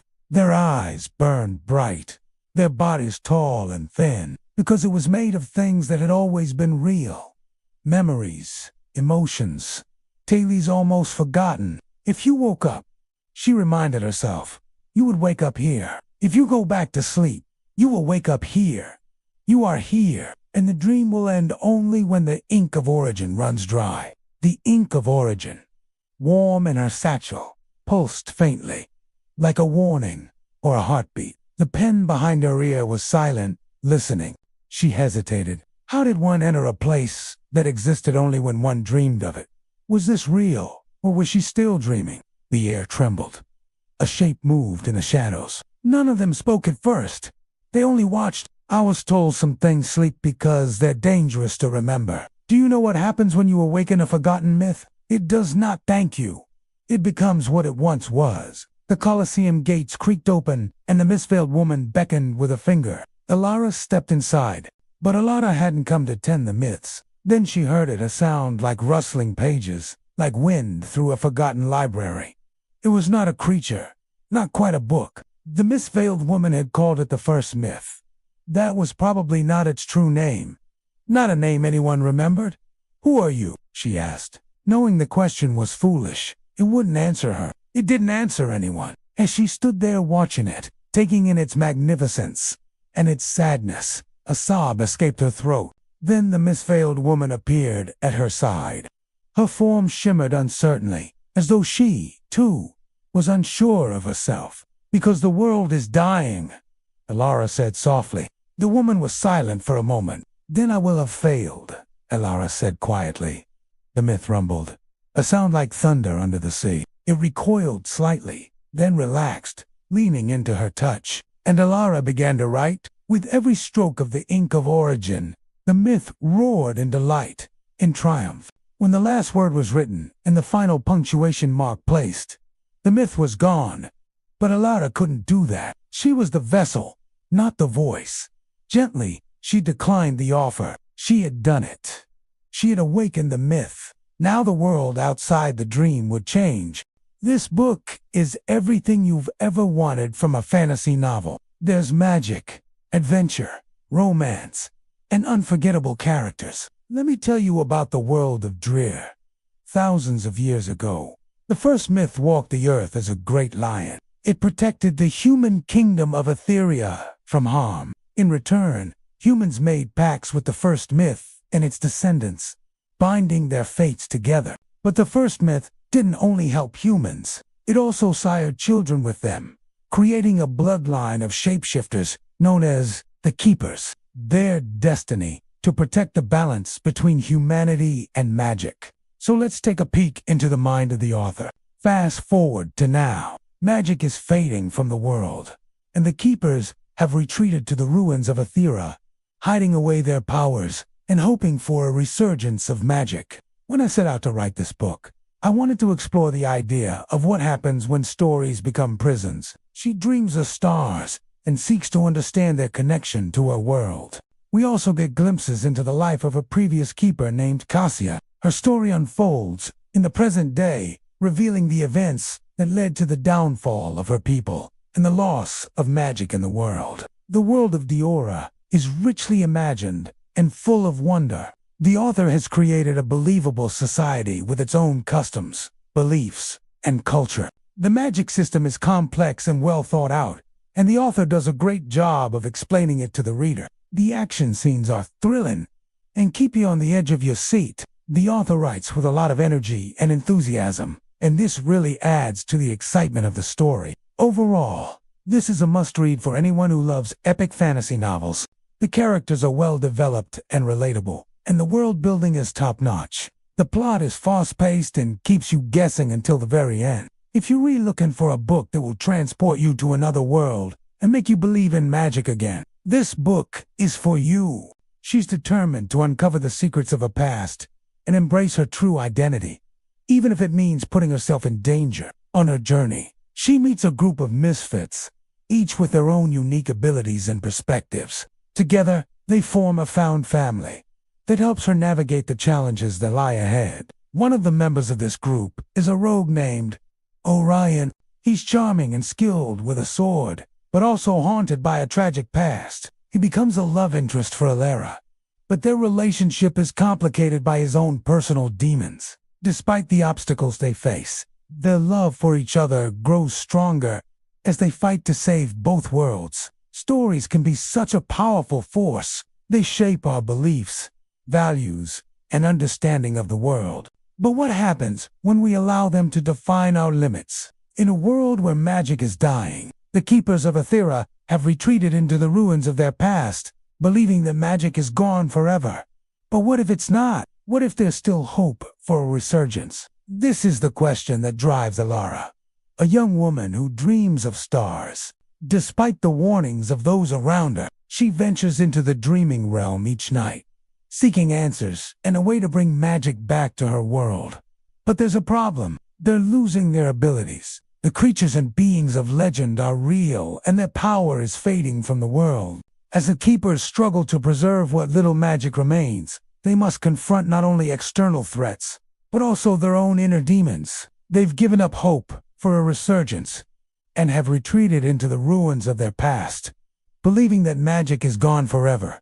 But what if it's not? What if there's still hope for a resurgence? This is the question that drives Elara, a young woman who dreams of stars. Despite the warnings of those around her, she ventures into the dreaming realm each night, seeking answers and a way to bring magic back to her world. To preserve what little magic remains, each keeper must bind a part of their soul to a book, which eventually leads to their demise.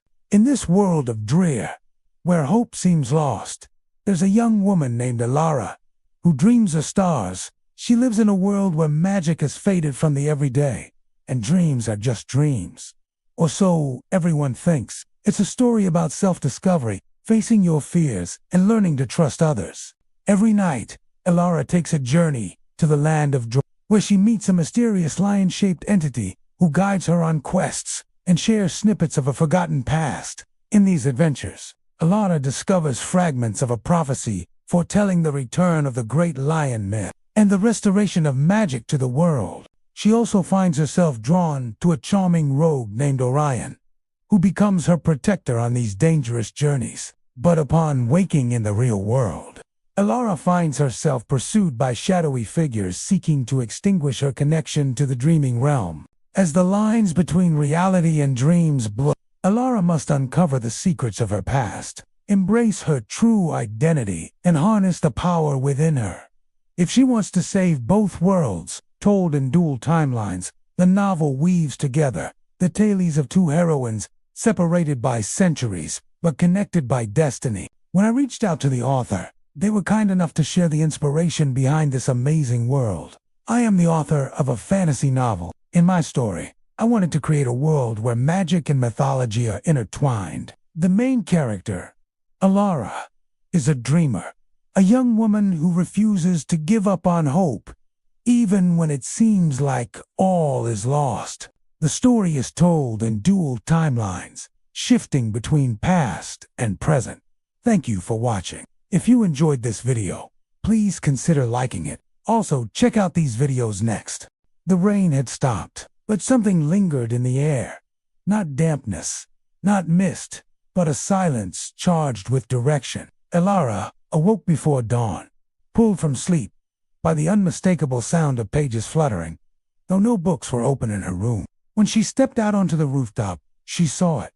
A compass made of moonlight and old ink, glowing faintly on the tiles. It spun slowly, not pointing north, but toward something deeper, something inward. From its center bloomed a soft spiral of stardust, swirling like a galaxy's breath. And though fear threatened to paralyze her, Elara descended. Below her stretched a path leading toward a horizon where land met sky. There, amidst a circle of ancient trees, sat a woman weaving tales of light and shadow on a loom as old as time. With every thread she placed, the tapestry shimmered, reflecting galaxies born and dying in the blink of an eye. With each step, the threads sang, weaving their tales directly into her understanding.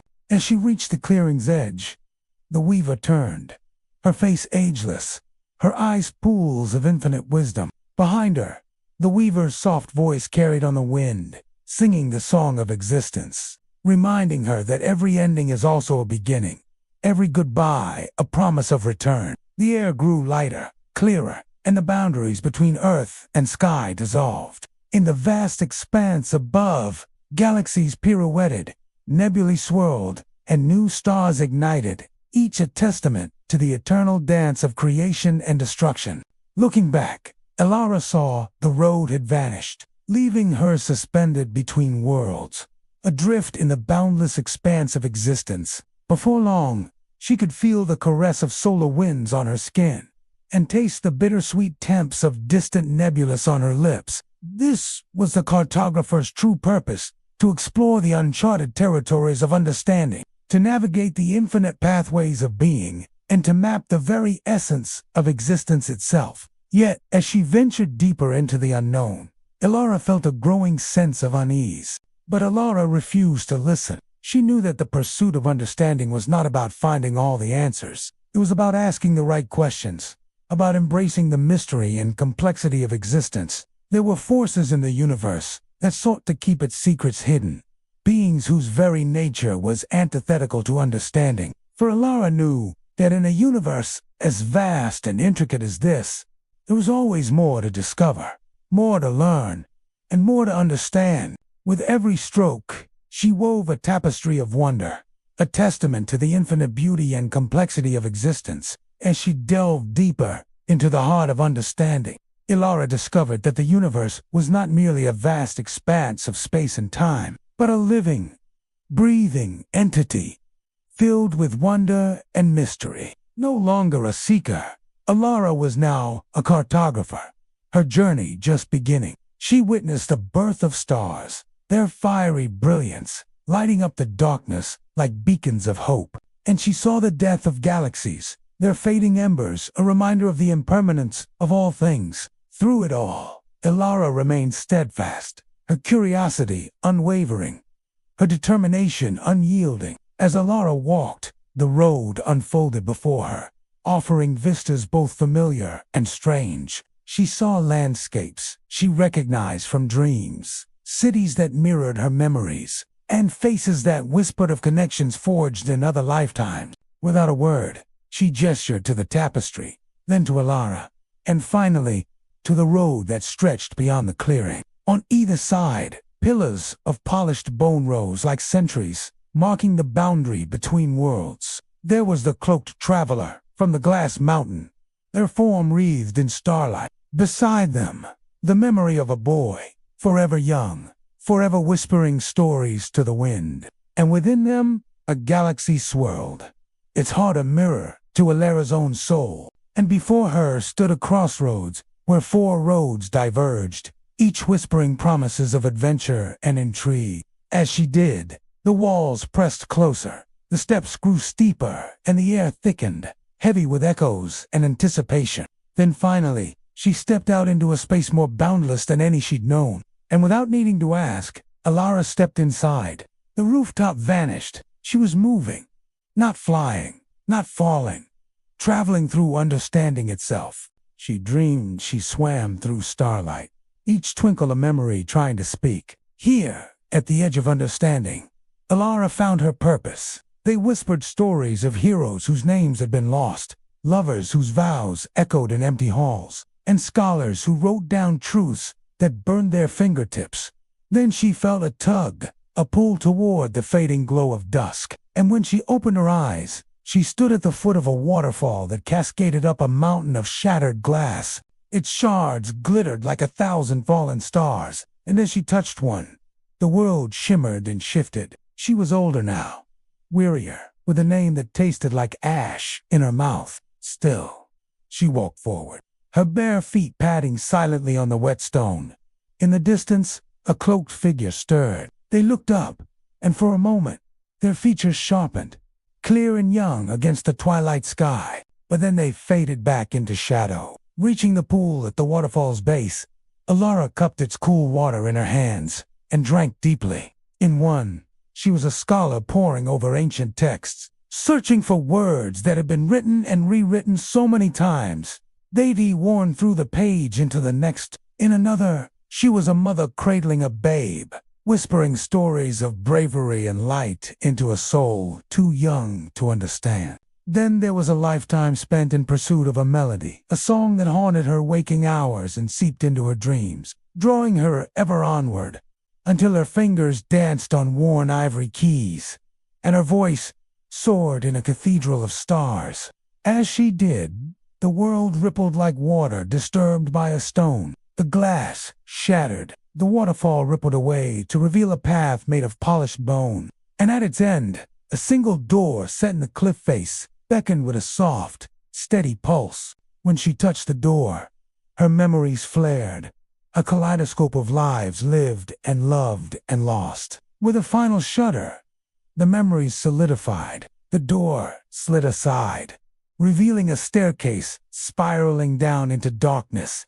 Above her, a sky filled with mirrors reflected countless variations of this place, each holding a different version of herself. Elara wandered through these paths, reliving moments of joy and sorrow, love and loss, until she came upon a clearing bathed in silver light. As Elara drew closer, she recognized the figures woven into the cloth. Touched by an inexplicable longing, Elara stepped onto the path, leading to the loom.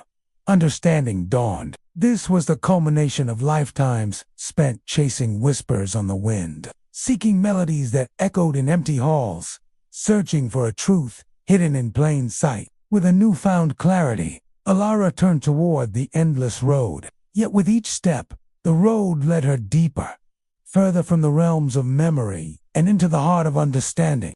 Then, rising above the horizon, she saw it, a canvas of purest black velvet, studded with pinpricks of light. And in that moment, she understood. In the silence of the cosmos, she began to sketch, her quill dancing across the void, etching the secrets of the universe onto the black velvet of night. She encountered beings of pure energy, their forms shifting and shimmering in the cosmic light. With each new discovery, she charted the course of understanding, mapping the pathways between galaxies, the connections between souls, and the very fabric of reality itself. They whispered doubts in her ear, trying to convince her that her quest was futile, that the universe was too vast, too complex, to ever be truly understood. And so she pressed on, undeterred by the dangers that lay ahead, driven by an insatiable thirst for knowledge and an unwavering belief in the power of understanding. Elara woke with a start, scrambling back from the edge of the roof. Wind whipped around her, tugging at her cloak. Rain lashed against the cobblestones, blurring the gaslights below. Yet even the storm could undim the glow of the full moon hanging heavy in the indigo sky. Another vision, Hamenta? Ronan asked, his voice low in the clamor. He stood beside her, staff held tight. Yes, child, we all feel it sometimes. But the vision is not yours alone. That place, those people, they wait for someone to bring light back to them. Someone who can see the paths hidden in the storm. His weathered face was etched with concern. You dreamed again of the cartographer of storms. Elara nodded, her heart still pounding. Then let us go to them. She shook her head to clear it, drawing a deep breath. She ushered them through echoing halls adorned with faded tapestries depicting strange constellations and unfurled maps covered in indecipherable script. They passed portraits of stern-faced men and women whose eyes seemed to follow her progress, and silver, leading from soul to soul, tracing wishes, regrets, and choices never taken. Elara turned to the tall one. What is it? The cartographer's quills were still the forgotten tide. It comes when too many people stop believing their paths matter. She pointed to a dark ripple on the edge of the plain, like ink spilling across parchment, devouring possibilities. A figure emerged from the shadows, tall and lean as a ship's mast, with eyes like chips of ice. Ready when you are, Captain, Ronan said with a grin. For the endless sea. Alasta inclined his head to Elara, offering her a hand. She took it, surprised by how warm his touch was, despite the cold glint in his eyes. Then he hauled up the anchor, and the ship shot forward, slicing through the calm waves, as if eager to outrun the sunrise. If it spreads, the cartographer whispered, the maps fade, the souls drift, the horizon collapses. Elara felt a chill. Here, we guide those who've lost their way back to the light. She closed her eyes, picturing the cartographers, their hopes, their fears, their dreams. The sky above the stone circle shimmered and rippled, mending the tear in the fabric of reality. The cartographers, sensing the shift, raised their heads, their faces alight with gratitude. She thought of the souls trapped in the storm, yearning to be free. When she opened her eyes, the parchment shimmered with starlight. But I couldn't have done it without you, she said, her voice ringing with conviction. Thank you for guiding me here, for showing me the way. She was a beacon, a reminder that even in the darkest storm, hope could bloom and dreams could take flight. The wind ruffled her hair, whispering tales of adventure and purpose. And Elara, with the boundless energy of youth and a heart full of starlight, was ready to write her next chapter in the ever-unfolding story of the sky. The endless sea behind them sparkled, now a mirror reflecting the reborn constellations above. In her hands, she traced paths of courage, hope, and healing. Every stroke of her quill wove a new possibility into existence, anchoring a lost soul to the light. The endless sea lived up to its name, stretching unbroken and gray, as far as Elara could see. As they drew closer, the smudge grew, revealing itself to be a cluster of islands, shrouded in mist. Elara gripped the railing, excitement overcoming her weariness. "With your help, we can mend the paths that lead home." The wind moaned through the branches, carrying whispers that chilled Elara to the bone. "Don't listen to the trees," Ronan warned, his voice grave. Beside her, Ronan smiled, his eyes twinkling. "You found your purpose tonight, Elara. You are a cartographer now, a mender of lost maps, and a weaver of new horizons. Their roots run deep with sorrow, and they've had a long time to grow. Land. Now. Go. Find your constellation among the stars. Go, little skyboat. Sail true. And remember, the wind will always carry your song." The sky above was cracked, revealing glimpses of swirling nebulae and shimmering This was the nexus of power, the place where memories bled into the fabric of the universe. Stepping into the circle, Elara felt a jolt of energy course through her, aligning her with the celestial bodies above. No landmarks marred the horizon. No cry echoed on the wind. Jagged cliffs rose up from the churning water, crowned with crumbling stone structures that looked older than time itself. "Here," Ronan said, stepping onto the shore, "is where the cartographers of storms make their stand. Here is the edge of what can be remembered. Days blurred into nights, each indistinguishable from the last." Elara paced the deck restlessly, her map clutched in her hand. The faces of the cartographers burned into her memory. She knew she was close to her destination, yet the vastness of the sea mocked her lack of landmarks. "But it can be stopped, can it?" The cartographer's eyes narrowed. "Yes, by drawing new roads, ones the tide cannot predict. Roads made not from what was expected, but from what was once dared." Elara looked down at her map. The lines shimmered, uncertain. Then she remembered the first myth, the deep dreaming, the rooftop where it all began. And she drew something wild, a staircase made of memory, a skyboat fueled by courage, a rainstorm that turned into a bridge. Her map pulsed, and then others began to draw, too, all across the plain. Souls stirred, lines rewrote themselves. New stories unfolded like flowers blooming under moonlight, and the forgotten tide, sensing resistance, began to slow. The cartographer turned to Elara. "You are not just a dreamer now," she said softly. "One who restores not the past, but the possible." The map in Elara's hand rolled itself up, sealed with a thread of starlight, and the wind whispered, "Return now. The rooftop calls.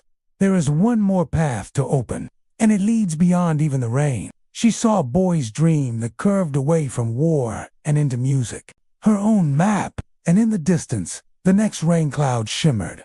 Not gray, but gold. A woman's grief that looped back into the garden she never planted. A sliver of moon hung in the pre-dawn sky. As they made their way through deserted streets, weaving between shuttered shops and silent houses, dawn broke in hues of lavender and rose. As they reached the docks, a sleek black ship waited.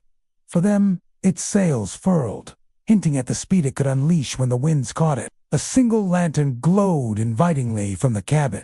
A child's laughter rerouted into the mouth of a grown man who had forgotten how to speak joy.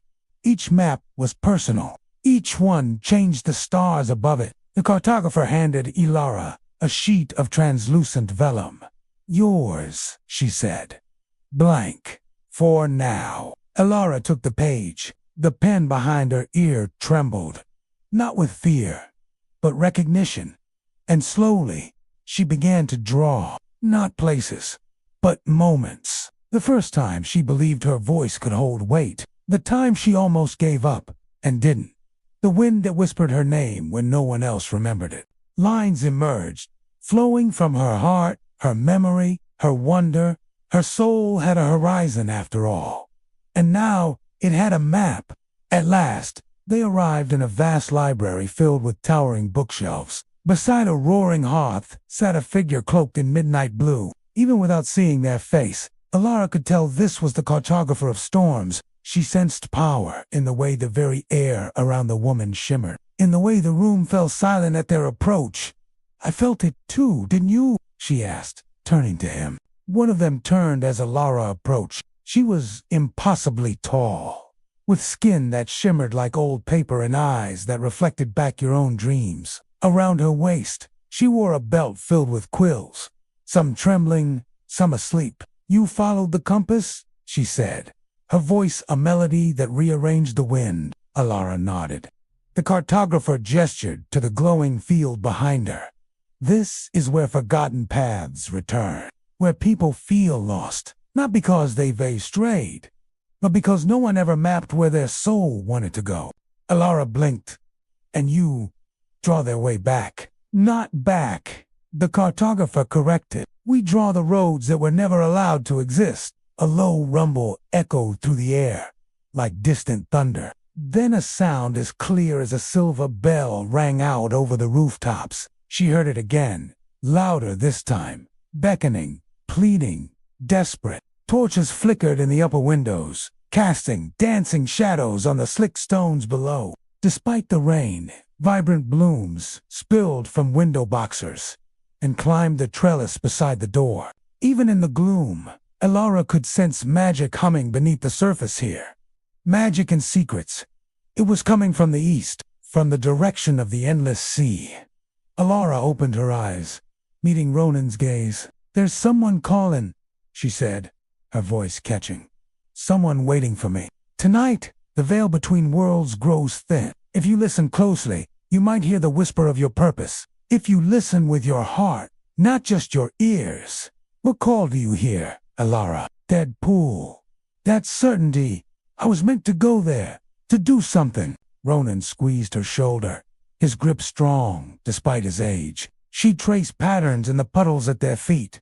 Why me? I'm just an apprentice. I don't even have my constellation yet. Ronan cocked his head, listening. She closed her eyes, leaning into the wind. For a moment, only the storm raged around her. He smiled, eyes twinkling. An hour later, they stood before a grand manor veiled in shadow. They were admitted by a young woman whose smile was brighter than any oil lamp. As the cartographer turned, her hood falling back, Elara gasped. Elara walked beside her through the plain. With every step, new lines appeared beneath her feet, delicate strokes of gold. Then came the tremor, a subtle quake rippling through the sky. Lines began to blur. Stars rearranged themselves. Some of the cartographers froze. Midst, Elara awoke with stardust on her fingertips. The compass of moonlight was gone, but a rolled parchment lay beside her pillow. Elara wasted no time in packing. She left a note for her foster parents, promising to return soon, then hurried to meet Ronan at the harbor. Alastair Ronan called out, stepping aboard. They sailed for days under skies, the color of pewter. Then Alastair suddenly veered the ship sharply, angling it toward a smudge on the horizon. They anchored off a small, deserted beach, its sand the color of bleached bone. They journeyed inland, following the faintest of trails. Lush foliage gave way to skeletal trees, with leaves the color of dried blood. At the heart of the island, they found a clearing, and in the center, a circle of standing stones. It is here, Ronan said, his voice hushed, that we restore hope to the hopeless. From her pocket, Elara pulled the blank page. The quill behind her ear twitched, eager to begin. As the first rays of dawn touched the horizon, Elara finished her map. You have brought light to our fading world, one of them cried, her voice echoing with relief. Hand in hand with the cartographers, Elara watched as the sun chased away the last of the storm clouds, painting the sky with hues of rose and gold. Back on the ship, wrapped in a cloak against the sea breeze, Elara leaned against the mast, watching the islands recede into the distance. She turned to him, her heart swelling with a newfound strength. Ronan chuckled, clapping her on the shoulder. The way was always within you, child. All I did was help you find it. As the ship raced toward the rising sun, Elara knew she wasn't just a cartographer now. The rain returned. At first, it was silver, sharp as shards and cold as neglect. It tore through the city, scouring windows, mocking smiles. And when it struck the rooftops, the few who gathered there to watch it fall could feel their hopes drown. Like hope distilled into drops. Each raindrop carried a shimmer, a vibration, as if humming a lullaby. The stars hadn't yet learned, but tonight it fell again. And this time it was golden, not gold in color alone, but in feeling. It felt like it had opened, and then she heard it, not a voice, not quite, more like a question made of wind. Will you step into what has not yet been written? She didn't answer aloud. She simply stepped forward. She hugged the soul map close, not to shield herself from the rain, but because she couldn't bear to let go of its warmth, even for a moment. Elara descended slowly, drawn to that single spot like a moth. The starlight. She knew, somehow, that she was meant to be here, that this place existed in response to the longings in her own heart. Tonight, the paper thrummed against her chest, a steady drumbeat reminding her of the promise she'd made to the weaver. They hummed with potential, eager to be filled in, colored, sung. Elara stopped before the chair. It wasn't wood or metal or stone. It was an idea, rendered solid, a notion given form. She traced patterns on the worn fabric of her satchel, afraid to look too closely at the book. At the thought of all the unwritten possibilities she could create, she could bring into being with her own two hands. The whole world lay before her, unwritten, unsung, resting in the palm of her hand. It thrummed with potential, and as she leaned in, she heard it, a whisper, barely louder than the beating of her own heart. Just start. Just begin. And somewhere within that vast expanse of possibility lay her story, or perhaps multiple stories. How did one choose when every path was open? Every ending was a new beginning, every full stop a comma in disguise. When she wrote of the queen, the buildings themselves seemed to lean in, eager to hear her words. She wrote until the clouds shifted, taking on shapes both familiar and strange. She wrote until the very walls of the room sighed with contentment, basking in the glow of the story. When she wrote of the scholar, books spilled from the shelves, tumbling to the floor to join the story. As the final words settled on the page, a profound hush fell over the realm. The staircase now stretched toward the heavens, each step a verse in the song of ascension. With a final glance at the book, now pulsing with the rhythm of the world, she turned to leave. It wasn't silver anymore, nor was it the cold,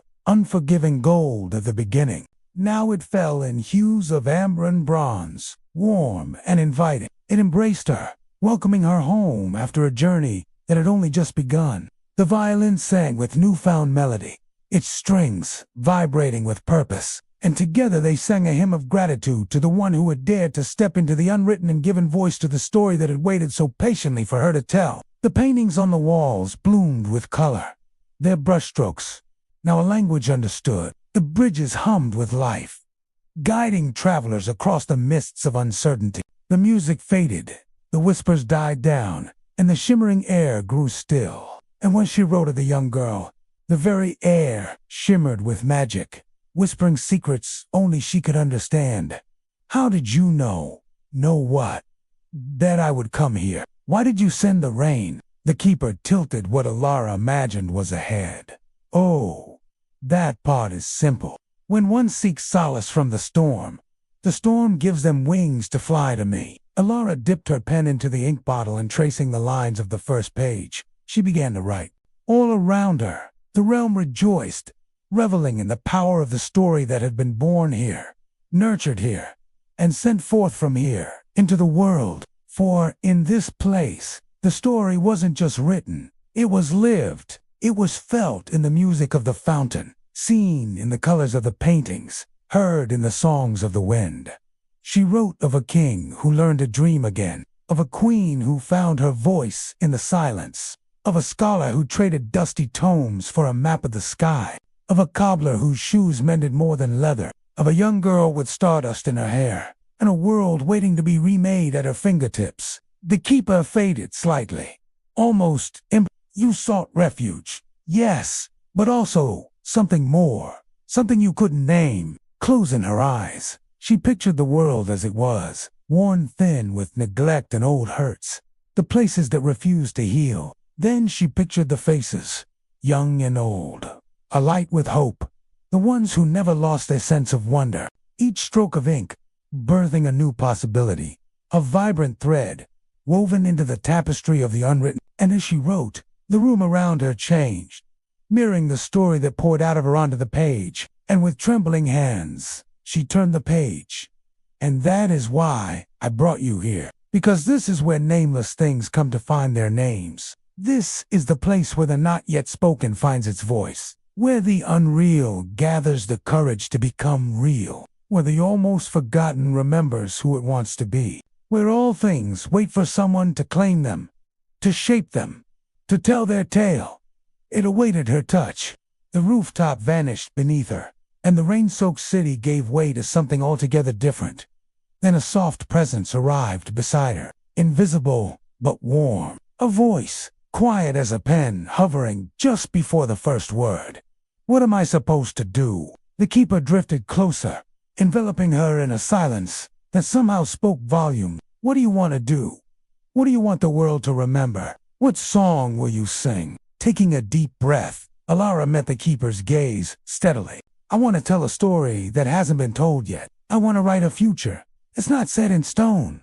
But how? By choosing to start.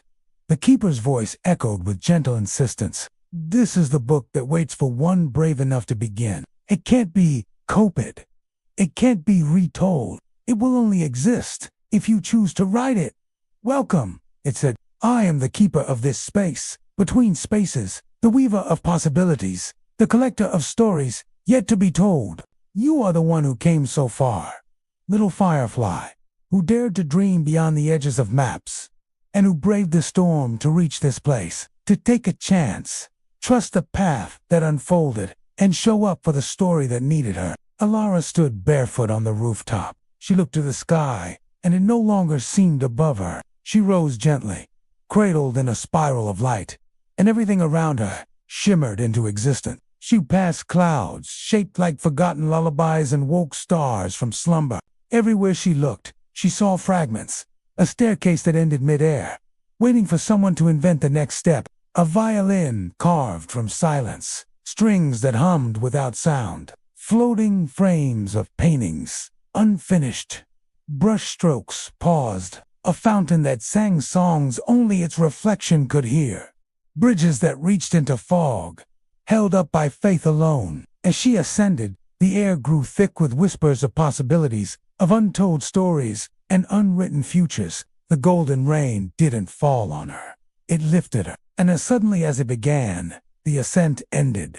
It wasn't a land, not a city, not a sky.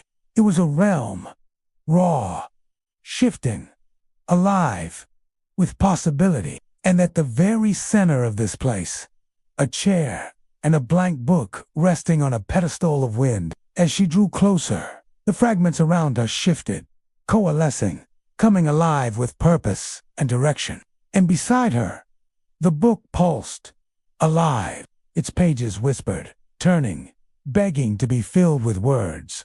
Elara lowered her gaze to her hands, surprised by the tremor in her voice. Elara raised her eyes to meet the keeper's gaze. A flush crept up Elara's neck, warming her cheeks. So what happens now? You open it and you write. She didn't know what story she would tell. Not yet. Gently, Elara laid her hand on the cool surface of the book. It pulsed under her fingertips, alive. Taking another steadying breath, Elara lifted the book, letting its weight settle in her lap. It was blank, smooth, untouched, perfect.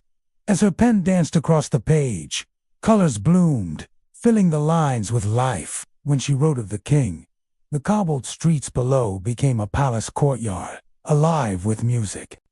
Elara wrote until the sun climbed higher in the sky, painting the world outside in hues of rose and gold. At last, with a shaky hand, she closed the book, setting it on the pedestal of wind. Then, as if waking from a dream, the fragments returned, settling into place, finding their purpose in the newly written story. And the fountain sang not just a song, but a prophecy, its words echoing Elara's own hopes for the world. Elara stood quietly, watching, listening, as the fragments reshaped themselves, as the unwritten became the untold, as the almost forgotten remembered who it wanted to be. Then, As the last note faded and the final page was turned, Elara knew her work here was done. As she stepped back into the rain, she realized it had changed. Each drop whispered a thank you. Each drop carried a prayer. It's late, but thank you for joining me for another installment in the tale of Elara and the Keeper of Stories. If you missed the beginning or would like to revisit any part of the story, you can find it all on our channel. You can also find us on social media. Now, let's pick up where we left off. She sat, and for the first time in all her journeys, Elara hesitated. This wasn't like the deep dreaming, where stories waited to be remembered. Others will track the constellations that guided their way. All will change because of what they've experienced, because of the magic they've seen. This wasn't like the soul's horizon, where paths could be Some will bring nothing tangible, but will glow from the inside out. This was something new. There was no echo to lean on, no myth to rewrite, no map to follow. Only possibility. Her pen hovered.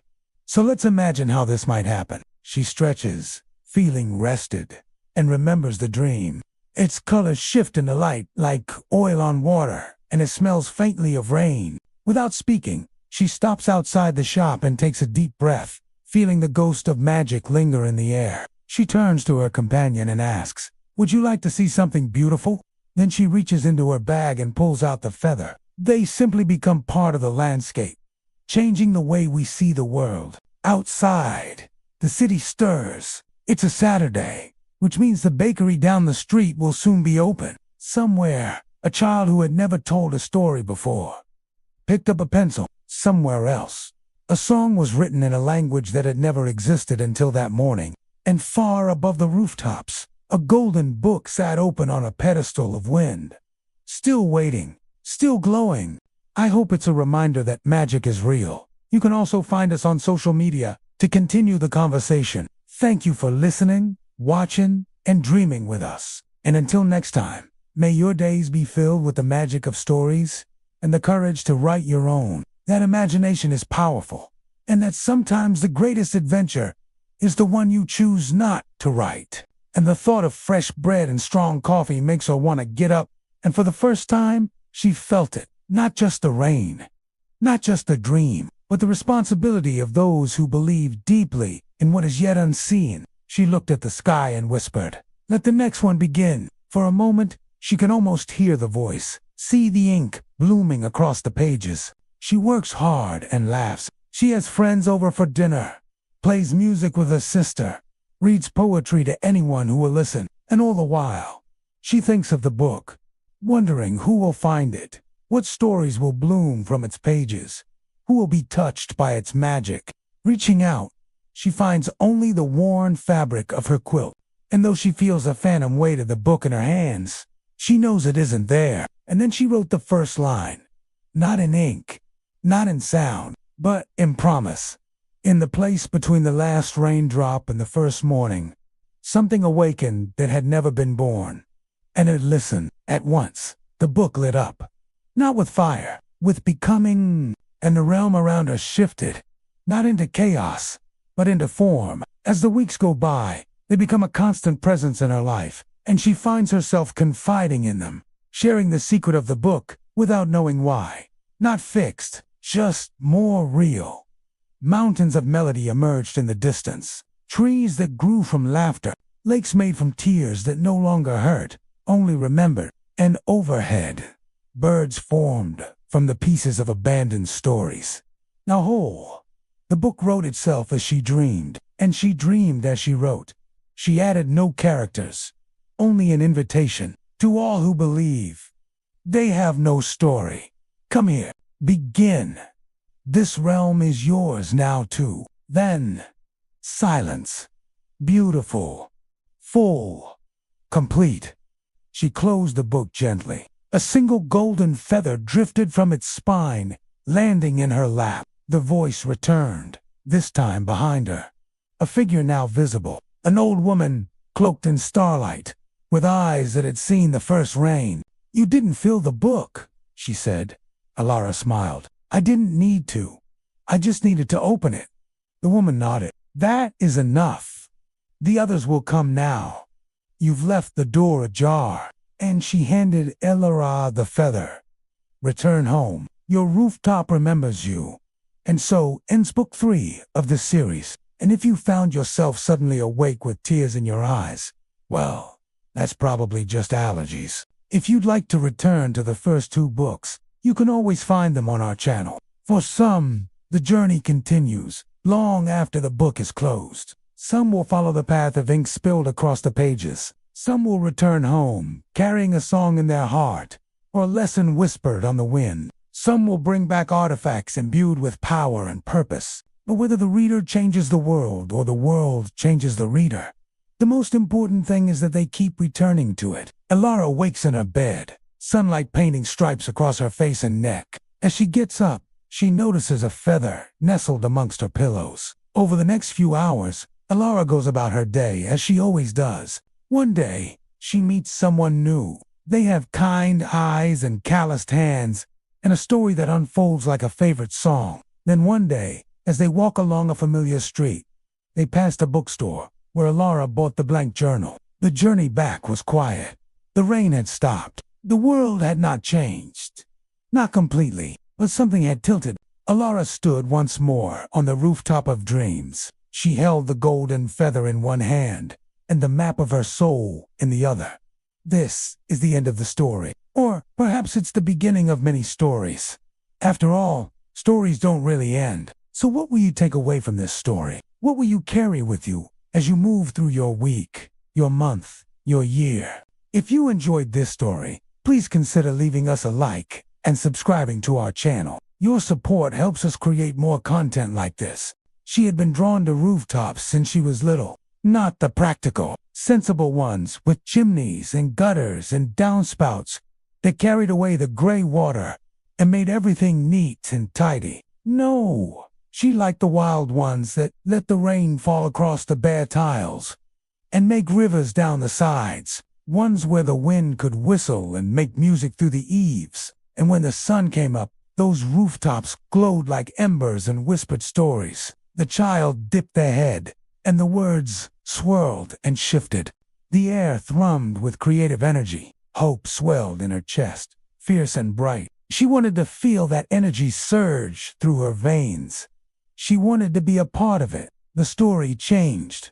A frown creased their brow, and the tale turned dark. A smile touched their lips, and it became a fairy tale. Above her, the sky had darkened, mirroring the turmoil within. Thunder cracked overhead, shaking the very foundations of the world. Lightning split the sky, illuminating the source of the drumming. It was the pool of the first rain, now churning and frothing, sending a spray of water high into the air. The gentle lapping of water turned into a deafening roar. Fat raindrops splattered on the ground, growing in intensity until they were pounding down in torrents. They were crying, their shoulders shaken with sobs that echoed the thunder. In their hands, the blank page lay limp, no longer receiving the life-giving touch of the rain. It glistened, a tiny beacon of hope in the overwhelming gloom. And as she watched, it fell. The drop landed on Story's outstretched palm, and in that moment, their eyes widened in surprise. The forest around her seemed to sigh in relief. The whispering stopped. She grasped that drop and pulled it free, shielding it with her body from the shadowy figures. A giggle escaped, and the words danced and twirled. They traced shapes in the water, each one a potential tale. As she raised it above her head, the water seemed to catch the fading light, growing brighter, larger, until it formed a shield, a barrier against the encroaching darkness. Slowly, they reached out, their hand trembling, and took the drop from her. As it touched their palm, their eyes shone with renewed hope. The shadowy figures recoiled, shrieking in dismay, as the water cascaded down, washing them away. The rain seemed to gather in the space between them, forming a shimmering barrier. Elara pushed through, desperate to reach Story. The water calmed, the sky cleared, and the clouds drifted lazily overhead. The forest sighed, rustling softly in the gentle breeze. The world was reborn, cleansed and renewed. The child looked up, and in that instant, the world stilled. Then they dipped their head, and the words returned to the page. The story began anew. The rain stopped. The thunder faded. The only sound was the rushing of the water in their ears. A house, a hill, a dragon, a princess, a monster, a knight, a witch, a king. The silence between them was comfortable, companionable. Because of you, the story can begin again. All the characters took shape, then dissolved as the child lost interest. With each step toward the pool, the rain intensified, soaking her, chilling her to the bone. Yet she couldn't stop. She had to reach story.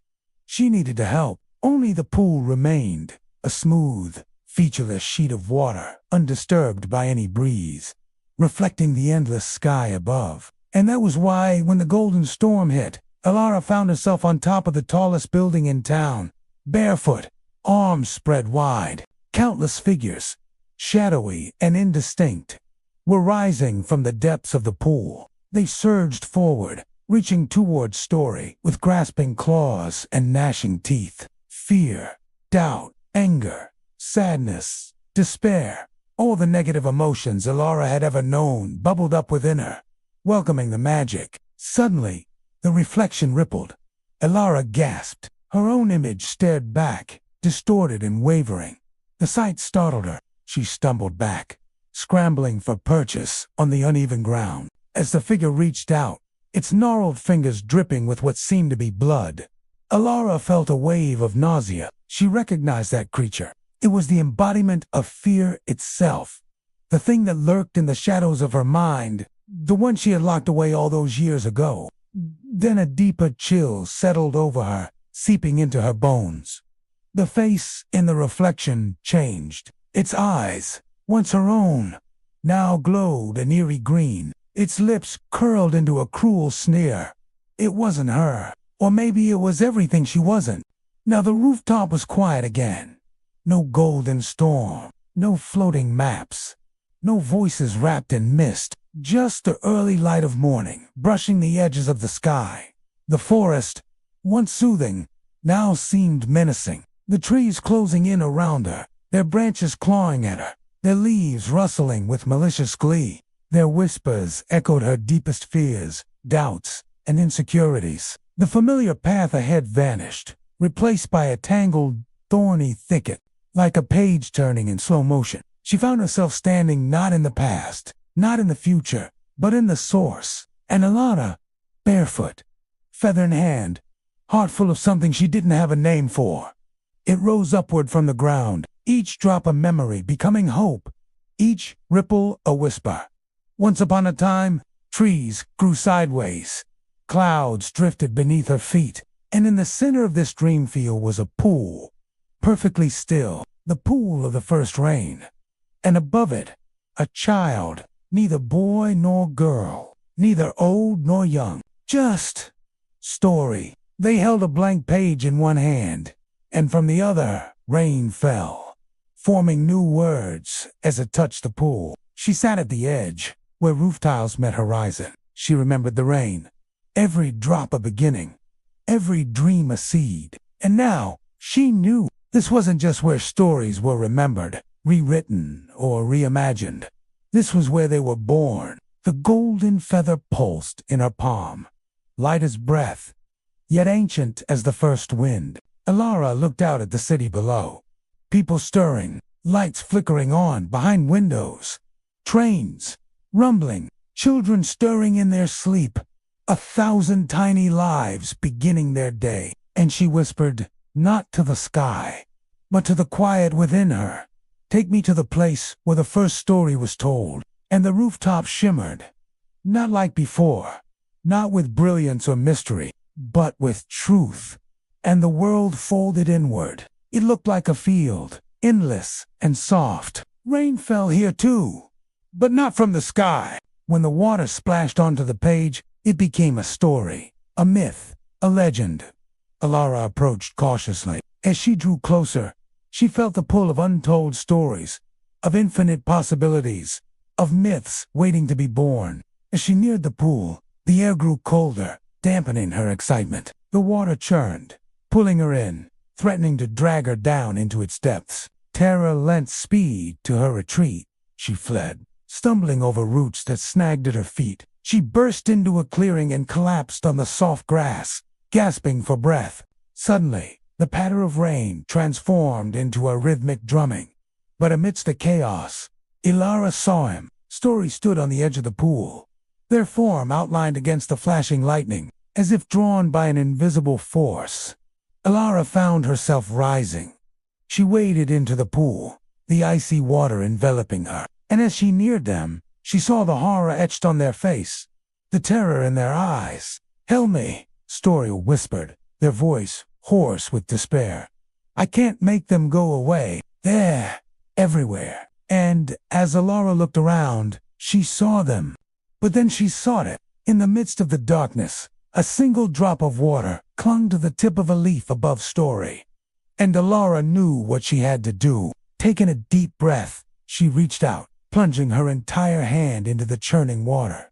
With trembling hands, she cupped the drop, feeling its life-giving warmth against her skin. She felt Story's gaze upon her, and when she turned, she saw understanding dawning in their eyes. With newfound determination, they closed their hand around the drop, and it vanished. The darkness recoiled, shrinking back into the depths of the pool. Elara and Story stood together at the edge of the pool, watching as the water flowed smoothly once more, reflecting the serene sky. Then Story turned, their eyes shining with gratitude, and in a voice that echoed the melody of hope, they said, "Thank you." "So then, let's begin." Elara stepped forward. "Are you the one who wrote the first story?" she asked. The child looked at her with eyes made of dawn. Gray, quiet, soft, ordinary. And yet, the raindrops that touched her skin were different. They didn't soak her. They reminded her of where it all began. Her life had shrunk to the size of a room, the walls closing in like a sheltering embrace. Its pages, brittle with age, contained stories that mirrored her own, tales of courage and kindness, of love and loss. Startled, she rose from her desk, her heart pounding in her chest. Elara opened it, her fingers trembling slightly, and began to read. The story unfolded before her. Each page, a new revelation.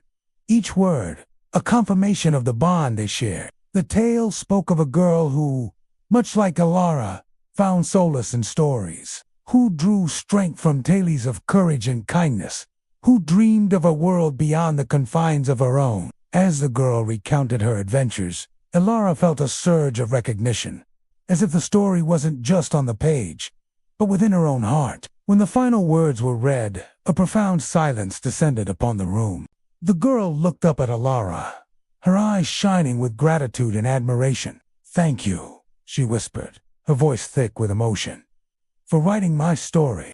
Elara, still in a daze, could only nod, her throat tight with emotion. Suddenly, the child held out their hand, and Elara, drawn by an unseen force, reached out to meet it. Their fingers intertwined, and in that moment, Elara understood.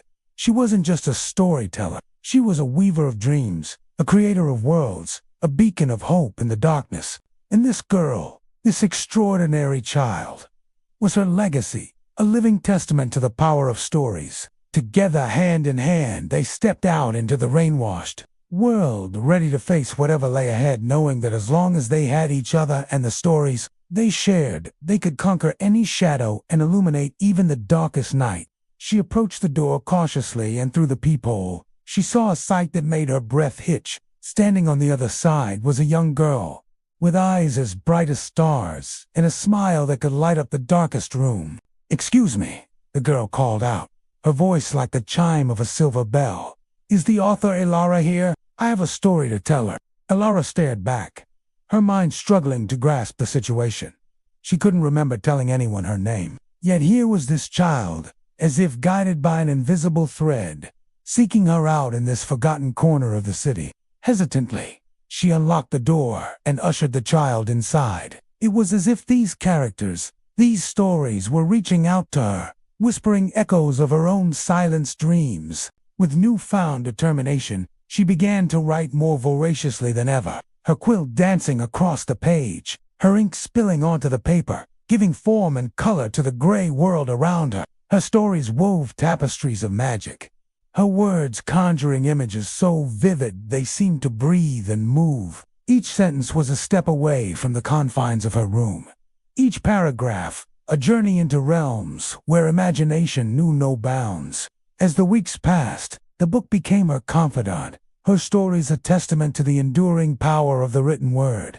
Outside, the rain had become a constant companion, a soft counterpoint to the relentless ticking of the clock. She spent her days reading by the dim glow of the oil lamp, her nights writing, the scratching of her quill, the only sound breaking the silence. Her stories became her solace, each page a world she inhabited, each word a refuge. She wrote of valiant knights, errant and mischievous fairies, of enchanted forests and hidden waterfalls, of talking animals and wise old trees. Her ink flowed like tears, her pen a sword fighting back the encroaching darkness of where it could begin again. She picked up her pen, the same one she'd used since that first night, and in the margin of her notebook, she wrote, "Stories are not just told. They are listened into being. Every drop carries one. If we're quiet enough, we can hear them fall." "No," they replied gently. "I'm the one who listened." "To what?" The child smiled. Inside a cluttered apartment, tucked away on the top floor, Elara sat hunched over her desk, a half-empty bottle of ink in front of her. The room was dim, lit only by the faint glow of the street lamp outside, casting long shadows that danced with the flickering flames of a candle on her desk. Her notebook lay open, filled with pages that whispered tales of a world beyond the city, a world that seemed more real than the gray concrete around her. But tonight, the words refused to come. Her quill, usually so obedient, felt heavy and foreign in her hand, and the more she struggled, the more the ink seemed to mock her with its endless black possibilities. Outside, the rhythm of the city grew louder, pressing against the thin walls like a living thing. But inside, there was a storm, too, a tempest of emotions brewing within her chest. Frustration, self-doubt, loneliness. They swirled around her, threatening to engulf her. Then, as if echoing her turmoil, a loud crash resonated from above. Startled, Elara looked up, her gaze drawn to the ceiling. The rhythmic drumming of rain had taken on a frantic pace, each drop exploding on the old roof like a tiny burst of drums. The window pane beside her rattled, and for a moment she thought she could hear something else. A whisper, a sigh, a voice, just beyond the realm of hearing. And suddenly, as if pulled by an invisible string, she found herself rising from her chair. Without a word, she walked to the door, her movements automatic. She opened it and stepped out into the rain, the cool water cascading down her face, mingling with her tears. Up on the rooftop, the wind was a wild orchestra, and the rain, a furious conductor, leading a symphony of water.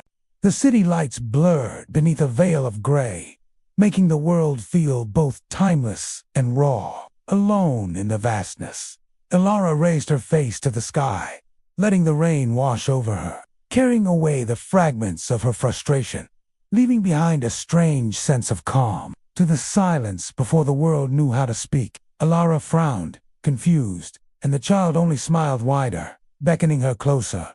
So she did. She moved closer, drawn by an invisible string, and suddenly she understood. This wasn't a place or a person, but a feeling, a moment, the space between a beginning and a start. She thought of all those moments when something was about to happen, like the breath before a laugh, or the stillness right before a clap of thunder. All those moments when existence hung by a thread, a single fragile thread of potential, and then burst into something more. Was this it? Had she come all this way just to be reminded of potentiality? Disappointment welled up inside her, hot and suffocating, threatening to spill over. Then the child spoke again, their voice like wind chimes, tinkling in the vastness.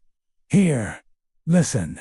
And this time, she did, really listened. She closed her eyes, letting the sound wash over her, and in that moment, the silence around her shifted, revealing whispers, stories, a mother telling her child the truth gently, a stranger helping another without needing thanks, an artist finishing a painting in the dark, for no one but themselves. These were not fairy tales. They were real stories.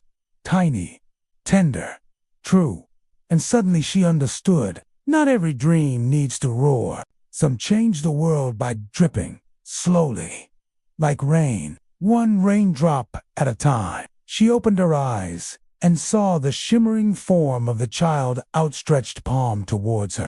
Inside it, the page from her storybook, now unfurled and rippling in the breeze.